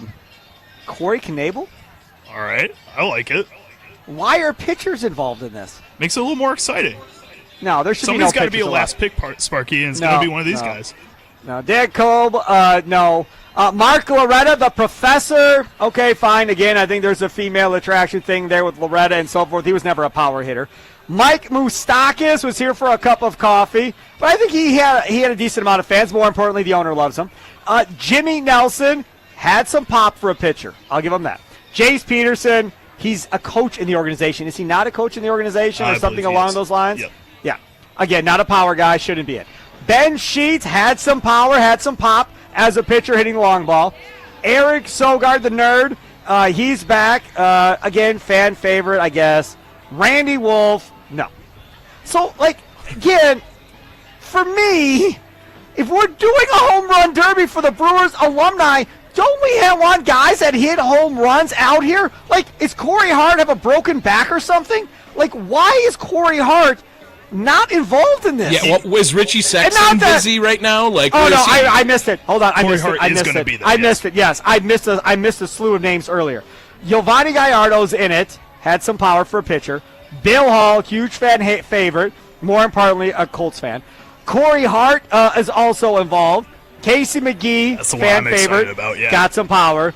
Nigel Morgan has no power, but he was a huge fan favorite. Was here, T Plush, and then Eric Thames obviously was another guy that was a fan favorite. I can't wait to see how big he is at this point because that dude was bigger than any human being I've ever seen in my life with as many muscles as that man had.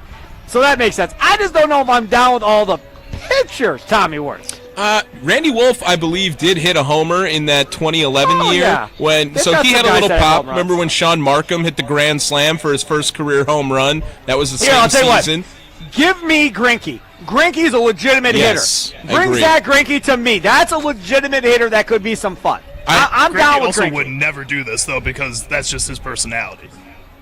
Oh, I don't know. He had a lot of fun in Milwaukee. I'll tell you somebody else, and I think I don't know what his numbers were. Look up his numbers, Charlie. What were CC Sabathia's batting numbers? I think he only has one homer, but he was like a 270 hitter as a pitcher or something crazy. Yeah. That dude is a cult hero here in Milwaukee. You break that 26-year playoff drought, an 11-year drought of being 500 or better. Think about how bad that was for 11 years since both of you never really experienced it. Horrible. So all that bad to make that run. Sabathia was immortal second half after he got here. That'd be another guy you could sell tickets to by having Sabathia just made the Hall of Fame too. That's just another made sell. The Hall of Fame. Yes. Put some Charlie, what do you got? Put some respect on CeCe's bat. He has 3 career home runs actually. 207 batting average, so not as. I met with the Brewers. He had 1. That's where I was going with it. I think he only hit 1 with the Crew. He did only have 1 with the Crew. He had a 229 batting average with the Brewers as well, but career 207 batting average with a 220 on base and a 306 slugging. Ooh, okay. Do you remember Chris Narveson? Chris Narveson used to hit back in the day. I think he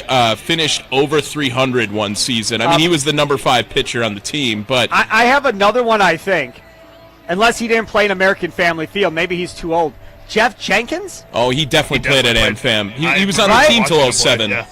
Yeah. Why is Jeff Jenkins not involved? That was a big home run guy. Why is Daniel Vogelbach not involved? Can current players be involved in this? Is this alumni? Well, it says alumni, but there are no current he's players an alumni involved. of the Brewers. Mark Reynolds, Chris Carter led the NL in homers a year with the Brewers.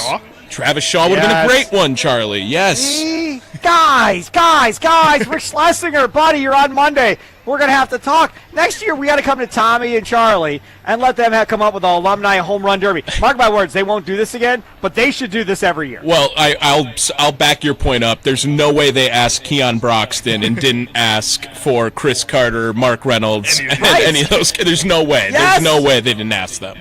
Right, that's what I'm saying. That's what I want to know from Rick. How many notes did you get? How did you get a lot of guys I'm busy that weekend, I don't want to come to Milwaukee and do it, you're not paying me enough, or whatever? Because I'm assuming, I don't know, I'm assuming these guys are all getting paid to come in and do this, I would think. Now, if they're all coming in for free to do this, God bless every one of them for volunteering time to come in and be a part of this at the end of the day. Coming up tonight, 6 o'clock, it's the leadoff show powered by the Potawatomi Sportsbook. Our guy, Tommy Wirtz. What's coming up on the show tonight starting at 6? Yeah, leadoff show should be a good one. Mizorowski versus Joe Ryan. Everyone's excited for that. Austin Herdina on a heater again with his sports betting. Just hit plus 430 2 nights ago. We're giving out free betting advice. I'm sure Pato's going to make sure he can't come on the show with how much money he's giving away at this rate.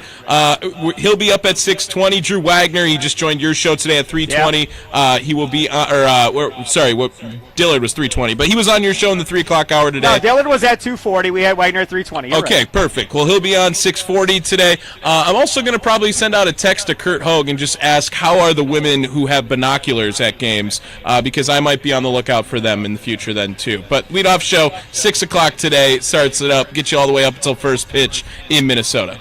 Wait. Are you saying women have binoculars to look at Kurt Hogue at these games? Is that what you're saying? They might. I'm just going to ask him though if he's in Minnesota. If women are bringing binoculars to games, I would like to know what what's the lookout on that too. What's the percentage of fans you think are Brewers to Twins fans at this game tonight? Friday night, Minneapolis. Well, I'll say there's probably 30% Brewers fans. Ooh, I think that might be a little high. I think the Twins don't get enough respect around national attention for how much Minnesota loves baseball. I mean, Minnesota's a huge baseball state. They had Joe Mauer come out of there. He was like all-star Mr. Baseball. They also have this thing called Town Ball out there, which, if you're familiar with bar league softball, right? Yeah. Very similar. It's called Town Ball out there. It is overhand fast pitch baseball that local towns, I mean, as small as 1,000 people, they're fielding a team out there. They have old guys who are catchers, since they're for 40 years on these teams, right. And it's really awesome actually that every town has a town ball team and they compete throughout the summer, and the championship is at Target Field. Oh, that's awesome. Yes, that's very cool. Like if you go out to the Rock during the week at night or on the weekends, they have all those different age, fast pitch, regular baseball leagues. You got guys out there in their 40 over league, 50 over league. I think it's 25 and older maybe or something like that. They have all different age ranges. You could definitely do that around here if people wanted to do it. It's just organizing and getting all the towns on the same page for tryouts and fields. And every town has a baseball field in Minnesota. Yeah. It's something you learn if you drive through it. It's a great experience. Very cool. Tommy will be there with the leadoff show, part of the Potawatomi Sportsbook, 1 hour before every Brewers game here on The Fan. Enjoy your weekend. Enjoy it. Hot weather. That'll do it for Wisconsin Sports Daily. Served up by Wendy's, live from the Fan Studios, powered by the Potawatomi Sportsbook, out here at Summerfest and the Hole-in-One Challenge. Have a good weekend. Toodles!